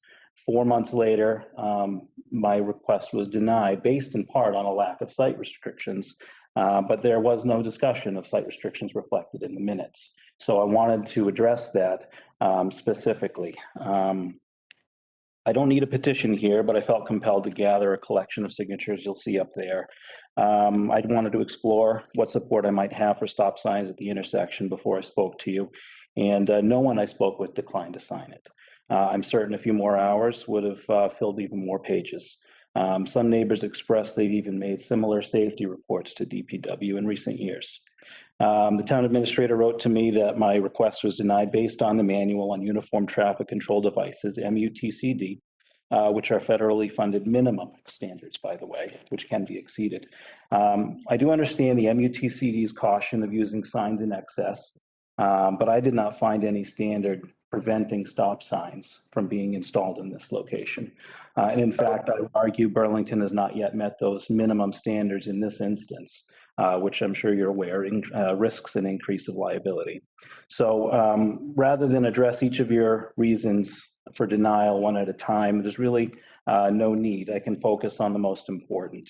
MUTCD says signage, quote, should be used at an intersection if one or more of the listed conditions exist. So I'll focus on that most important one. MUTCD section 2B06, stop signs on minor street approaches should be considered if, quote, a restricted view exists that requires road users to stop in order to adequately observe conflicting traffic. So we only need one reason, and that's that. Since you stated there are no restricted views, I'd like you to take a look at Exhibit 3, which it's a little bit off in the distance there on the screen, but you can see fences, trees, shrubs. There's a shed over on the corner closest to Wheatland. And if you take a look at Exhibit 4, you'll see a closer up version of my daughter Allie standing next to some of them where that red arrow is pointing. And I hope you could understand why I'd be nervous of even well-meaning drivers to see her in time. Exhibit 5, right there is a diagram that I created, illustrates that despite the misleadingly clear view of Stanwood through to Wheatland, these obstructions of sight to Richfield specifically are exacerbated by the inherent confusion caused by the curved road and the angle of entry to the intersection. Those little red cars show the points in which a driver can finally see down Richfield in each direction, and you'll note how close those roads are together and the curve and which direction the vehicles are facing by then. So at that point, a driver would almost need to be looking backwards at that angle. So if this driver were to mistake Stanwood and Wheatland as one road, as many have, they're moving, their sight clears past the obstructions, and they suddenly realize they need to look back over their left shoulder, momentarily ignoring any other traffic that's entering the intersection, and they would have to belatedly assess the right of way. Anyone else entering that intersection would rightly expect those cars to stop and assess the right of way. But what if that car, the driver of that car, has their head turned around and a child runs out from behind that rock? Again, this is a bus stop, and there are children all over this neighborhood. Bicyclists coming down from the right there, from that cut through that I mentioned earlier, to that as you're entering the intersection. Section 2B04 states that, quote, vehicular, bicycle, and pedestrian traffic on all approaches should be considered when establishing control, not just volume and speed of vehicles. So in other words, despite Richfield being a small road, Burlington can't ignore its obligation to ensure the safety of even those entering from the dead-end sides, as those two sides of Richfield are. So with respect, if I wasn't already hyper cautious and my daughter and I were hit back in April on our bikes, this conversation would be a much different conversation. And it would potentially be dealing with a tragedy, which I'm sure nobody wants to have. So Exhibit 6 is a diagram that shows all the homes with young children in that immediate vicinity of that intersection that we're talking about right now. Again, bus stop, all of those homes have kids that contribute to that bus stop. There are many more kids just down the street towards that arrow pointing to the right there, down Wheatland. Our neighborhood has turned over in the last few years from quiet retirees to young and active families. Last summer, kids were running everywhere for the first time in a generation. So that's why I reached out to you. With school letting out now, I'd rather not wait for something to happen before installing a preventative measure that Tom Hayes estimated to be under $300. He estimated $125 per sign, and we're talking about 2 signs. Maybe a little bit of paint to put a line on the street or something like that, or if the subcommittee would like to entertain the idea of a crosswalk or something like that, whatever you find is fit, it's fine. But at the end of the day, that intersection does need to be controlled. Photos in Exhibit 7 show other intersections in the neighborhood just across Wilmington from us. These all have stop signs, and they are all in a similar size neighborhood and have similar or less site restrictions than what I'm describing on Richfield. These two, you can see at the top, have short dead-end streets, just like Richfield does. And that one down at the bottom left has no obstructions actually at all and doesn't even meet any of the criteria that Richfield was denied a stop sign for. So certainly it's already been met that stop signs are entertained at similar intersections. So simply put, when a driver is not already intimately familiar with the intersection on Richfield, and then they cannot appropriately identify a point at which to stop and assess the right of way until already inside the intersection, it's inherently unsafe. It's important to stress that the physical characteristics I've described here creates an illusion that essentially results in the experience of a 4-way intersection that has curves and no signs. So those signatures that I showed you earlier are all from concerned, responsible residents of Burlington, all familiar with the problem. And the signatures reflect residents from every home within 250 feet of that intersection, including the 4 properties that are actually in that corner, those corners of the intersection. I'm a little disappointed that we couldn't resolve this 8 months ago. It's a long time when you regularly watch your kids interact with the cars that are driving through that intersection. But I think we can fix this very simply. for just a couple stop signs. I'd like you to trust our experience living with the intersection and take it seriously before we have any more close calls actually turn into a tragedy. We have summer, school's getting out soon. So I'm asking you and urging you to please meet the MUTCD minimum standards of safety. Stop signs will have an immediate positive effect. Thank you. Thank you, Mr. Collins. Michael, do you want to start on this end? Sure. Thank you, Mr. Collins. Actually, a very patient time and effort you put into that for us tonight. We get numerous requests throughout the year for many different neighborhoods, inadequate sidewalks, the cars are going too fast on my road, people are using it as a cut through. I'm not a traffic calming expert at all, and I have to rely heavily on those folks that we trust to make these decisions.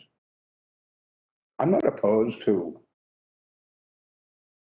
perhaps adding some paint in that area, whether it be crosswalks or stop signs painted along the road. I mean, I'd be willing to go that far to help, but otherwise I'm gonna listen to the committee that knows much better than I do. What's that, Michael? Yes. Mr. Morandi? I gotta tell you, that was a great presentation. It was very nice for a resident to come in and do that. But on the other hand, I'm gonna agree with Michael. We have people that go out and give us the information that we need, and that's what we're more than happy to put tape out there and see what that does first and go from that point. Nick? Thank you, Mr. Chairman. As a father with 4 young children, I completely understand where you're coming from. I live over on Prouty Road, and it's a nightmare road. I should say it's a gateway road, and so everyone travels doing 50 miles an hour. I grew up in the neighborhood that you were referencing. I grew up on Holden Ave. I don't understand why there are stop signs at Geddick and Jackson, nor at Marjorie and Holden. Doesn't make any sense to me. They're wide roads, not insanely traveled. And as I was listening to you talk, something kind of dawned on me a little bit, is that when you see a large turnover in a neighborhood going from retirees to a neighborhood full of young families, right? The goat roads of New England become even more apparent to us because our kids are out and about. I have always been of the mindset that once you start putting a stop sign in one place, you got to put them everywhere, right? I would be absolutely in favor of slow children signs and paint. To be honest with you, I probably would be in favor of 2 stop signs at this particular intersection, given how weird that S is. It's not a clean intersection. To your point, it's risky business. I don't think and again, I don't live in that neighborhood, but it being a closed neighborhood, the in and out traffic, it doesn't sound like it's going to be as intense as it would be in a more open circuit neighborhood. I think that, given that it's a bus stop, given, its location, Paul, let me turn to you for a second here. Is there anything that the DPW can do with the intersection? Not that there's much because the property is taken by residents or by us. But has anybody weighed in from a perspective of traffic mitigation, management in that area beyond just stop signs? Not that I'm aware of, Selectman Priest. Okay.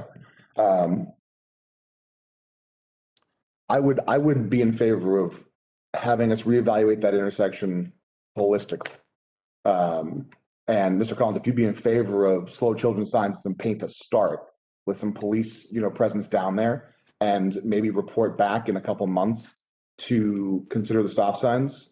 Because again, I would be in favor of the stop signs, but I think that, once we open that door, right, you think about all the neighborhoods down off of, Skelton, right? All those side streets up in there. right? Some have stop signs, some don't. Why? Right?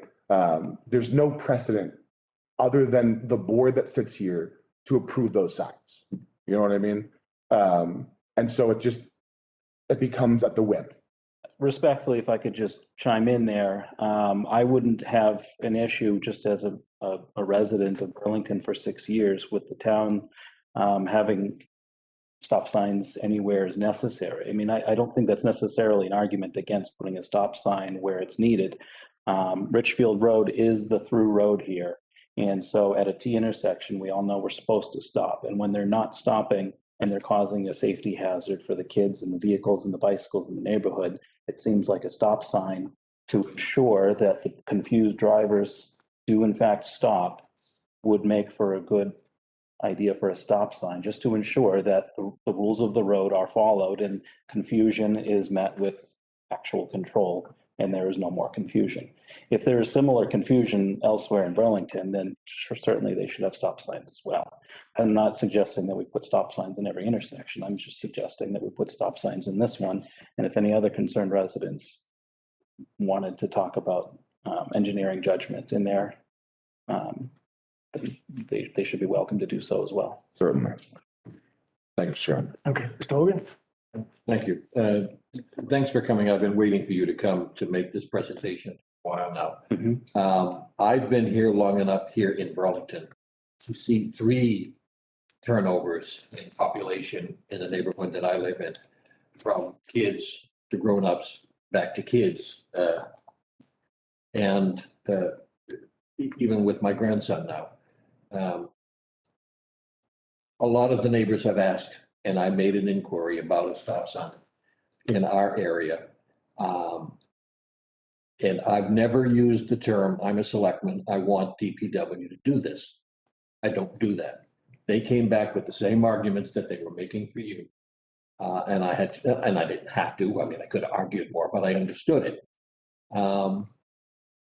It is difficult for the 5 of us, or whoever the 5 people are who are sitting here, to say, well, the recommendation from the experts is ABC. And that's who we have to depend on for a lot of things. But yes, at what point does it become, well, we said yes to you, but we're going to say no to this guy for the very same reasons we said yes to you. It becomes really crazy for us. It doesn't make the site restrictions go away. There are site restrictions, and I'd remind you that the initial denial said there are no site restrictions. And I'm giving you evidence that there are in fact site restrictions.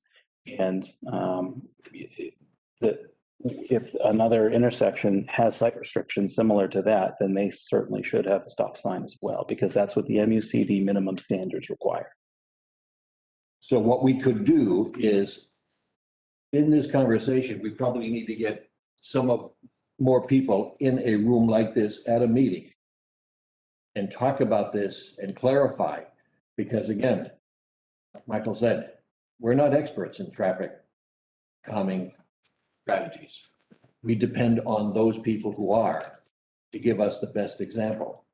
And yes, when my grandson is out playing, I'm out there every day with him. And all of the kids in the neighborhood and the adults, all the mothers and grandparents who were there, if there's a car coming, and everybody does it. And it's gotten to the point now that the cars are slowing down and pulling over for the kids. I know they don't have to, and we've got all the laws about who's got the right of way, blah, blah, blah. But everybody's got to share the road in a sense. And if the kids are out riding their bikes, they should have the right to expect to not have a car come up on them like that. I don't know what to tell you other than, like Michael, I have to depend on the experts in the traffic or in sidewalks or in whatever the issue is that we're dealing with, because it can become chaos if we're just up here making decisions because we can. I would encourage engineering judgment to come out and meet with me at the intersection so that I can walk through whoever it is that does have an expertise in this, and show them my consent. I would not be adverse to having conversations about this without saying no tonight, but having more conversations about getting to yes, if it's ever possible. Yeah, I believe the petition asks for an either/or option, reassessment or, if I can get back. Bob, you all set? Yes, sir. All right, Mike, while you're getting back to that, Mr. Collins, can you put the slide up that showed the whole intersection, all four streets? Yeah.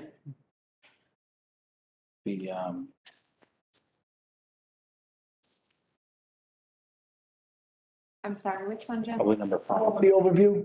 This one here? Yes. Yeah, number 5. So there you go, right there. That one.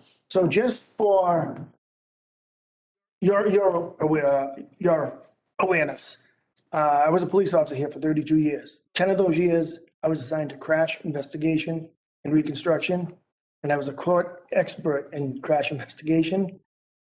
My opinion is, first of all, stop signs don't stop people. If the obstructions are a fence, a bush, a tree, and those people signed the petition, they should make efforts, my opinion, is to make efforts to reduce those obstructions.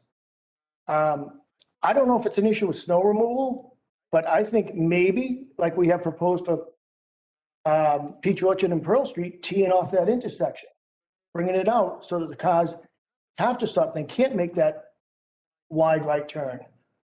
Would help a lot because they'd run over a curb if they did. They'd have to slow down. It's a physical barrier. I think this is a holistic approach. One, maybe we could put down paints to slow down children. Maybe we can re-engineer that intersection to tee it off, make cars slow down, force them to slow down, otherwise they'll hit something. But it also, the 4 people that live in that intersection signed your not petition, but signed that paper. They can play a role by help moving those site obstructions. Stop signs aren't going to make those site obstructions go away. Removing those site obstructions is the only way they go away. If the issue is site obstructions, then site obstructions. The issue being site obstructions makes it so that they don't realize that Wheatland and Stanwood are separate streets. And when they enter the intersection, either from Wheatland or from Stanwood, and it's not just residents, it's all the vendors, like the lawn people, construction workers, electricians, all the people that we need to service neighborhoods and houses and things like that, that are entering this intersection that don't know the intersection and believe, as I did the first time I drove into this intersection before I bought the house, that those 2 streets are one and the same, and that you're supposed to continue along through. And the issue is that the confusion of those curved roads without a stop sign make it so that people just continue along through until they realize once they're past those site restrictions, they should have stopped, and it's now too late. No, I agree with that. So it seems to me, I mean, $250 stop signs is better than constructing the road for however many hundreds or thousands of dollars that is, or asking private residents to spend thousands of dollars to remove their fences and things like that. A stop sign is not going to make the intersection less safe. Stop sign is not a physical barrier. These are physical barriers, physical obstructions. If you do nothing, they don't go away, they stay. So if someone runs a stop sign, all those conditions you're worried about are still going to happen.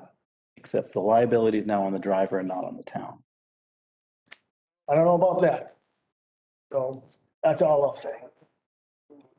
So then, given that the main point of conflicting conversation here is around the MUTC guidelines, can we have this reassessed, have, someone from engineering come into our next meeting to just reassess this, make sure that we're on the right page, all on the same page in terms of the site restrictions that Mr. Collins has put before us, and then aim to reach some kind of decision at that point? Whatever, it's a pleasure of the board. We'd be All right. happy to do so. So this is a discussion. We don't have to take a motion to continue, right? Or we could just continue this as a board. Yeah, there's no motion necessary. You can, put it on the agenda at a future meeting and let us know who you would like to invite to that meeting as well. Okay, and just to follow up real quickly, you said the liability is on the driver and not the town. Doesn't matter who the liability is on if someone gets hit. Someone gets hit, they get hurt. Yeah. Liability is not the issue. Again, if the whole of the neighborhood wants to make that intersection safe, you know what? It might cost some money. But you know what? It's safer and the kids will be safer. And is money worth a child's safety? You tell me, $250 to stop signs. Well, $250 of stop signs. It's not gonna make the site obstructions go away. I think it would greatly encourage drivers to stop at the stop sign. We can have our different opinions, but, all right, let's, we'll continue this for discussion. Paul, who can we have follow up with engineering on this? We can do that tomorrow. All right. Just pick a meeting that you want to put it on. We'll get June 28th, and the following meeting, I think, is July. I think June 28th is, well, it's pretty busy. Lynn, do you know is the agenda for the 28th? Or no? Yes. Yes. All right, can we continue this to July then? It'll give us enough time to get engineering on board to talk about this and. July 12th. Sure. That, Mr. Collins? Yeah. All right, thank you. Thank you. Next item is approval for a small cell pole location. Just to clarify, we're not talking about small cell application. The last small cell meeting we had was a 3+ hour discussion. Everything was approved with the exception of the pole location. Mr. Parry, you with us? I think you want to ask for approval of the site location for the pole.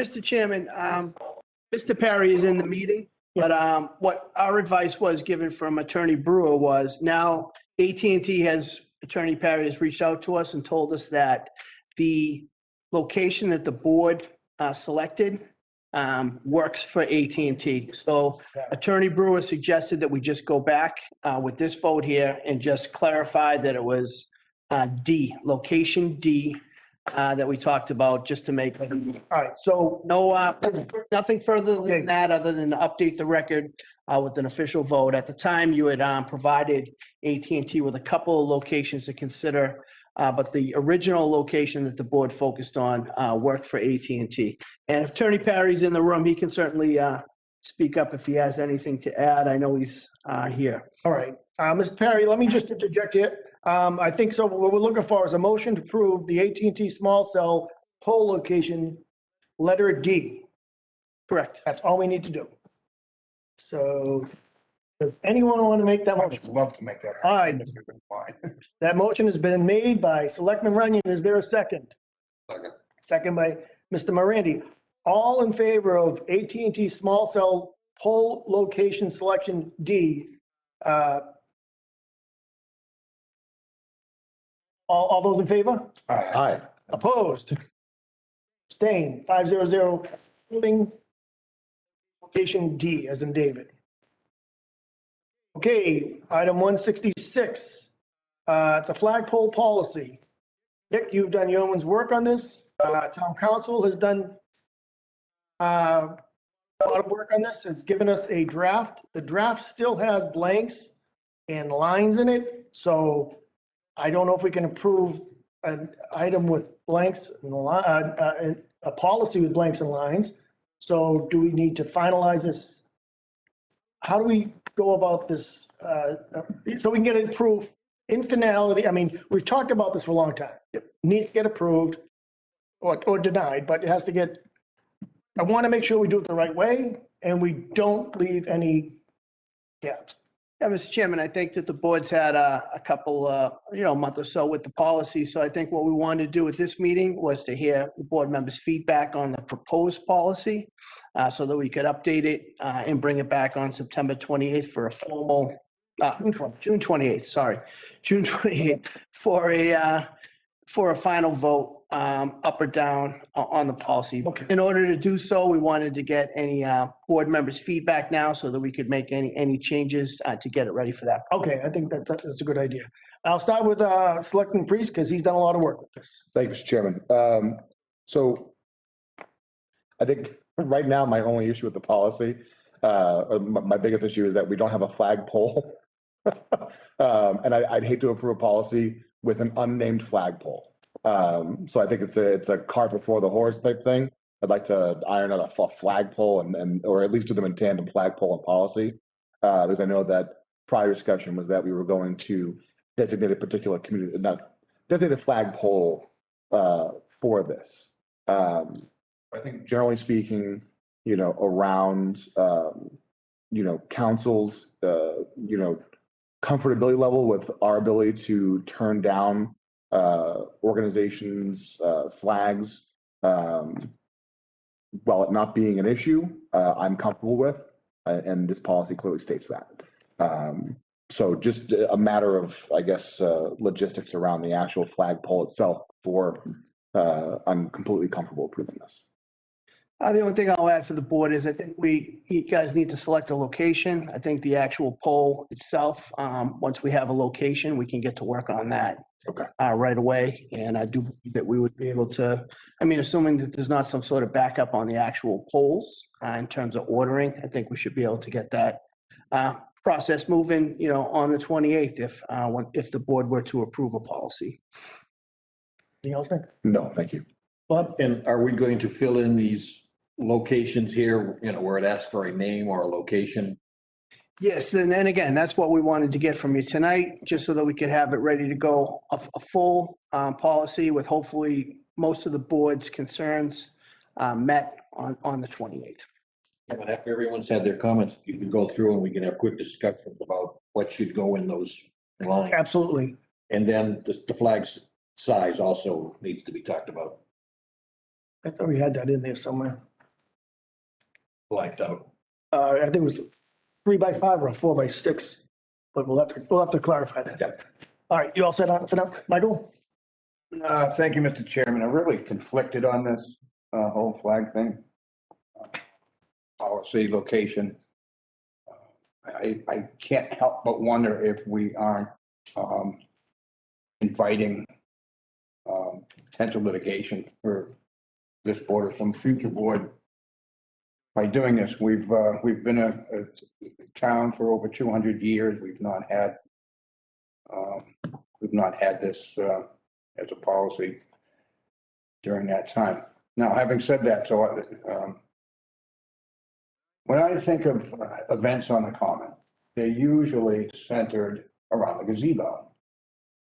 Now, just for your consideration, I'm just going to put it out there. If we have to have some sort of a flag policy, if that's what the board wants, it would make sense to me, I think, rather than pick some building hundreds of yards away from the center of the activity, so that defeats the purpose of celebration. I'm wondering, there's 8 or 10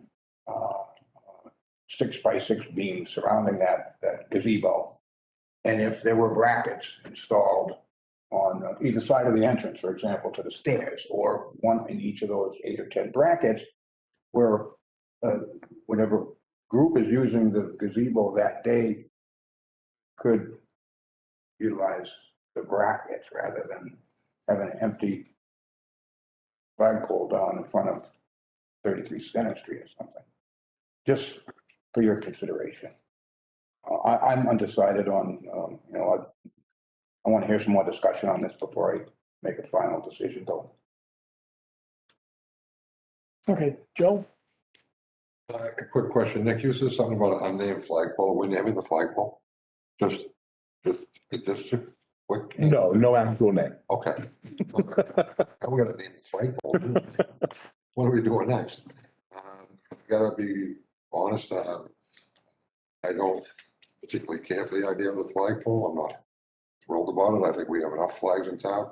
I understand what everyone's trying to do, but I'm kind of with Mike on this, where I think that we're setting us up for failure, so I'm a big fan, to be honest with you. Mr. Chairman. Good. So I do like the idea of flag on the gazebo. I think that what was that thing called? What thing? Talk about the gazebo. Oh, the cupola. There you go. We had a conversation about cupola for those who are not aware.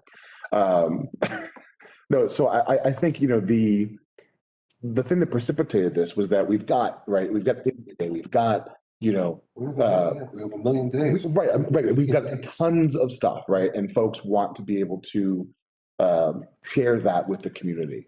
And I think that we all, I know that I gravitated toward the notion of a flag pole, right? But I don't think that it needs to be an actual flag pole. I think that if we were to approve, I mean, maybe we alter this to just a town budget flag maybe it says flag raising, I don't know. But set it to the gazebo. And that way, when folks have events on the common, they can hang a flag up, right? And all of this would still apply. We just wouldn't have to go through the process of picking out a location, installing a whole flagpole and the rigmarole of that. Go ahead. Sorry. I think some of the issue is the fact that like it's not just a month, it's a month. It's a month long that some of the organizations would like to have their flag up for.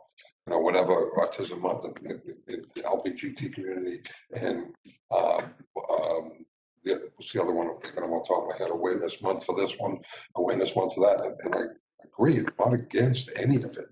But once we start getting into it, I really honestly believe we're setting ourselves up for failure. Because someone's gonna come and it's gonna be like, I want this particular flag up. Oh, Sorry. that's right. Well, Sorry. I'm sorry. that's all right. No, actually, I was on the same mindset as Nick when we were talking about flagpole, but Mike's idea is interesting about that. The thing about this policy, again, if it's a policy, we can revoke it at any time. We can pull the policy, say, that's it. No more policy, no more flags. That's what I like about it, is that if it gets to that failure point, we just remove the policy, we take it out.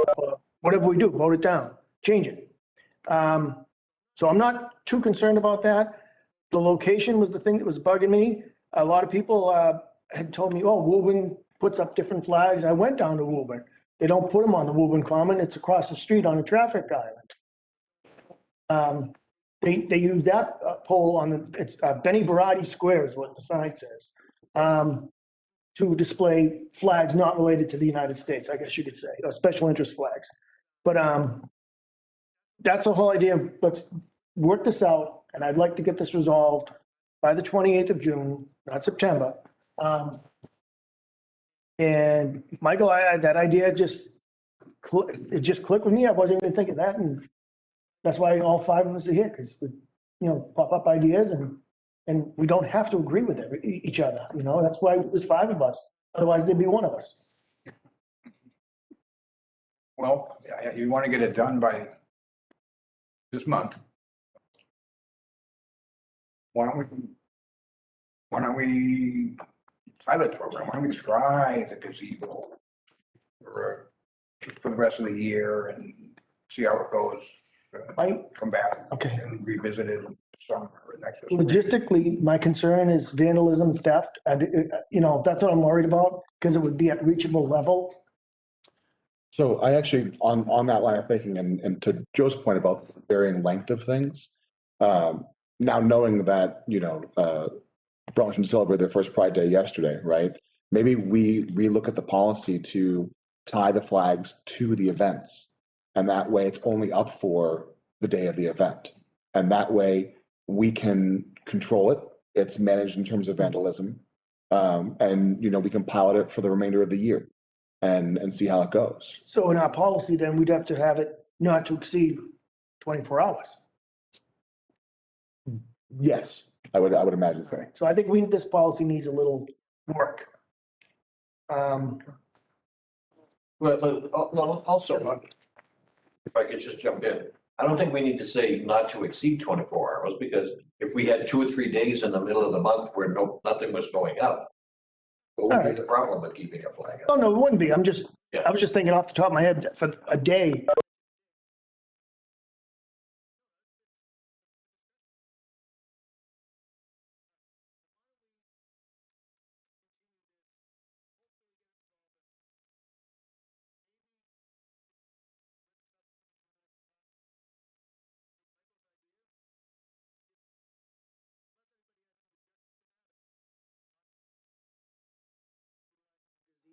For Absolutely. All right. We can work with whatever the board All wants right. to do. So, All right. and again, if You it's, want to fill in these things now, or? Wait. Well, I guess we should wait, because we don't want to call something a flagpole if it's not a flagpole. Especially if we're gonna put a name on it. Yeah. All right, so why don't we, move that to the 28th? Okay with that, Paul? Yep. All right. Item 167, town administrator to approve action as needed items, followed by board of selectmen approval at next meeting. What are we doing on that? the information's, Hold on. That's an update, I believe. in the packet, but again, this is, recommended by Betty, and, what the board has voted, over the years was to provide, the town administrator with the ability to make decisions if something comes in. Okay. So that none of us have to wait. Select board's agenda. And the best example of that is the water ban. So I could technically call a water ban up until the next board meeting. So Betty put this on the agenda for the board to consider, just so that we could keep things rolling in the event, particularly with the summer coming up, that we don't, we don't run into any issues. I know that we have a shortened schedule during the summer. All right. So, we've done this before. That's what I'm, I thought we've already done, Like I say, then it becomes a question of, what meeting did we vote that at? And we gotta go back in the records to see when the board voted it, so, And if Betty suggested it, I'm not gonna question it. And is this the same wording as we've used in the past? yes. Okay. All right, so we need a motion to approve, the town administrator to approve action as needed items followed by board of selectmen approval at the next meeting. Anyone want to make that motion? So. All right, any second? Okay. All right, moved by Bob, second by Joe. All those in favor? Aye. Opposed? Abstained? 500. Paul refuses to schedule any meetings for us, he can go crazy. All right, any abstentions or any issues with the minutes? Otherwise, we'll take a vote to accept the minutes of March 22nd, April 12th, April 26th, or May 10th. I will make a motion to accept all the minutes. Okay, If I had the dates, I'd read them. Joe made the motion, seconded by Nick. All those in favor? Aye. Opposed? 500. Subcommittees. Bob, I'm good. you're good, Nick? I'm also good tonight. Michael? Actually, I did. You know what? I wanted to just offer my congratulations to all of the town residents who graduated this high school this year, whether it's from Burlington High or Shawshene Tech or some of the other area schools that the kids are graduating from this year, and last year for that matter. Very challenging time for these kids. I feel terrible. Your senior year is supposed to be an exciting, memorable, and it certainly will be memorable, but probably Yeah, not for good. lousy memories, I hate to say, but at any rate, congratulations. Congratulations, I saw them all out there last weekend. It was 95 degrees. I was in my air-conditioned car. I drove by the kids and their parents out there. But anyway, I really do. I was glad to see them at least have a normal graduation ceremony. And again, congratulations to all the students who graduated this year and last year for that matter. Thank you, Mr. Chairman. Okay, Joe, anything? All right. One quick question, Yes. if I can. Did we start to have a conversation about the gazebo and the repairs to it or any of that? Me and Mike were, actually, I'm sorry, Mr. Mayor. Absolutely. So me and Mike were gonna head over there and look at it tonight before this meeting, but with that rain, we decided it would be against walking across the common and getting wet. And this morning, we tried. Yeah, we tried this morning, this morning too. So we decided against that, and we will go look at that. And maybe scout out potential locations for flag mounting? No, you can do that. All right, Mike, look, scout out potential locations for flag mounting? Yes. Okay, thank you. Oh, that was supposed to say? Yes. All right, I've got nothing other than thanking the residents for their cooperation to the last 15 months of this thing we've gone through. We knew we'd be toward the end at some point. We're getting there. We're back together in live meetings. And I think this is much more productive than all of us muting, unmuting, although sometimes, Joe, I wish you did have a mute button, but, I'll leave it. I'm only kidding. I'll leave it at that. Mr. Sagarino, oh, sorry. You had Sorry, just real quick, I just wanted to you said that and remind me. Just want to thank Joe and Jose over here. for their diligent work to get this virtual meeting up and running.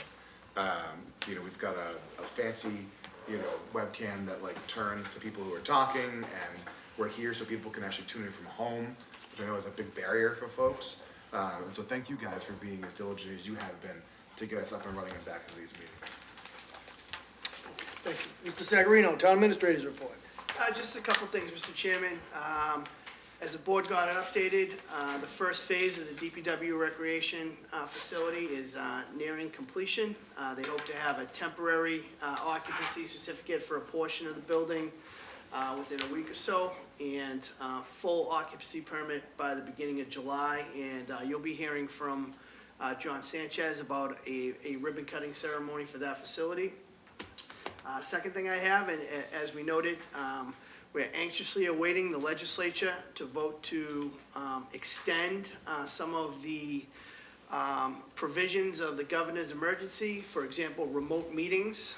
As of tomorrow, at the close of, will be the close of the governor's state of emergency, in which case, barring any approval from the legislature, something like remote meeting goes away, outdoor dining regulations goes away. So I know that the legislature is working diligently, and they have until midnight tonight to sort of get something in place so that we can continue that, those different types of way that we've been delivering meetings and the way that we've been supporting our local businesses. And I'm confident that they will get that done in time for us to before our next meeting, and we're hopeful soon for the rest of the boards and committees that have to meet this week. We're hopeful to have a remote option available.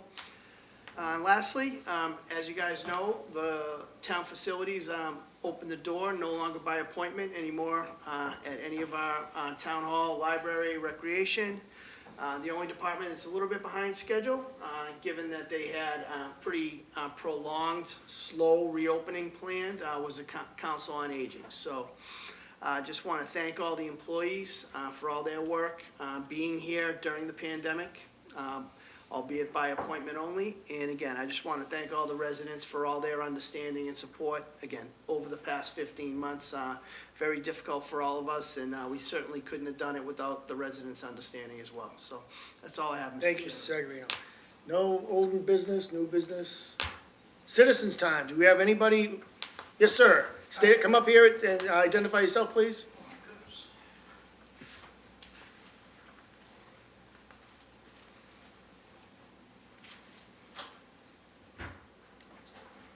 Thank you very much, Chairman Tiggs. My name is John Strauss. I'm a resident of Precinct 4 and also a member of the Past and Now Defunct Transportation Committee. And I wanted to come up and say to this, I was coming here to this meeting to see if you guys have made any progress on the Selectmen's Transportation Committee. And I was struck when I got here by how much younger and how much better looking everybody is in person. Whatever you want, you can have. He's buttering us up for something. Thank you so much. And also just the items that you fellows are discussing is so interesting. The cybersecurity, which is, and I just want to say, take a minute on that, just to say that the USB things that those fellows were proposing and the ideas on the emails are common things. So I don't believe that you'd have much trouble getting that enforced throughout the town. Most people who work for companies, you have to sign something like that when you're on board of the company. But the thing that I wanted to bring out about the transportation, one of the things at town meeting that we proposed as a transportation committee was that the select board transportation committee take an inventory of the town assets in terms of transportation. So if there are idle buses or cars or whatever sitting loose, or the people that can be purposed to help, especially the veterans, where Chris Hannafin has to drive people around by himself. Is there a way that we can make that easier for him? The Council on Aging, if there's something more that can be done? And also just the residents of Burlington, because as we saw from, I can't remember his name off the top of my head, but his presentation, that Burlington is a scattered community and residents need help. As we found out, as the older residents are, stay in their homes, but now they're isolated. And so we need to try to have a way for these people, if they can't hop in their own cars anymore, to be able to get around and enjoy the resources and stuff that's available here in Burlington. So I hope that the Transportation Committee, when you're finally formed up, will take that as the first charge I think that with the coordination I see here, which is fantastic between the town departments and the select board, I think you'd be able to get that objective. And have Mr. Priest respond to you. Okay, thanks. Good. Oh, now? Yep. Just give a quick update. No, so, Mr. Strauss, I know that you and I have chatted via email. And so, yes, absolutely. I think that, once that committee is formed, step one is to kind of use what the Town Meeting and Transportation Committee did as a foundation to begin to assess and analyze what's existing in terms of our infrastructure and then move from there. I won't get into it. I know that this isn't really, the format for it. I attended the Better Bus program webinar that happened last week. And the state's also taking efforts to, bring more public transportation to the greater Boston area. That we're coming out of this pandemic. So I think that we're right in that sweet spot of planning. And then to our prior conversations around the MPO, hopefully we can get on their cycle and find some funding for these things. Exactly. And there's funding there. So Absolutely. we'll take advantage. Yeah. Thank you, Nick. Thank you very much. Thank you very much. Do we have anybody out in the WebEx for citizens time? No hands raised. All right, do I have a motion to adjourn? So moved. Seconded by, Oh. All right. all right, hold on. Millie Nash. Millie, go ahead.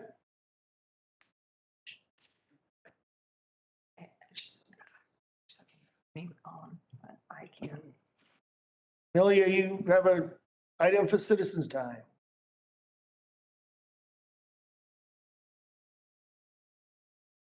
I think you might have wanted to say something about the seniors. Maybe she wanted to comment how young we were. Yeah. I can't unmute. How young we look. Not showing up. How- Yeah. Millie, we'll try it one more time. You have an item for citizens time.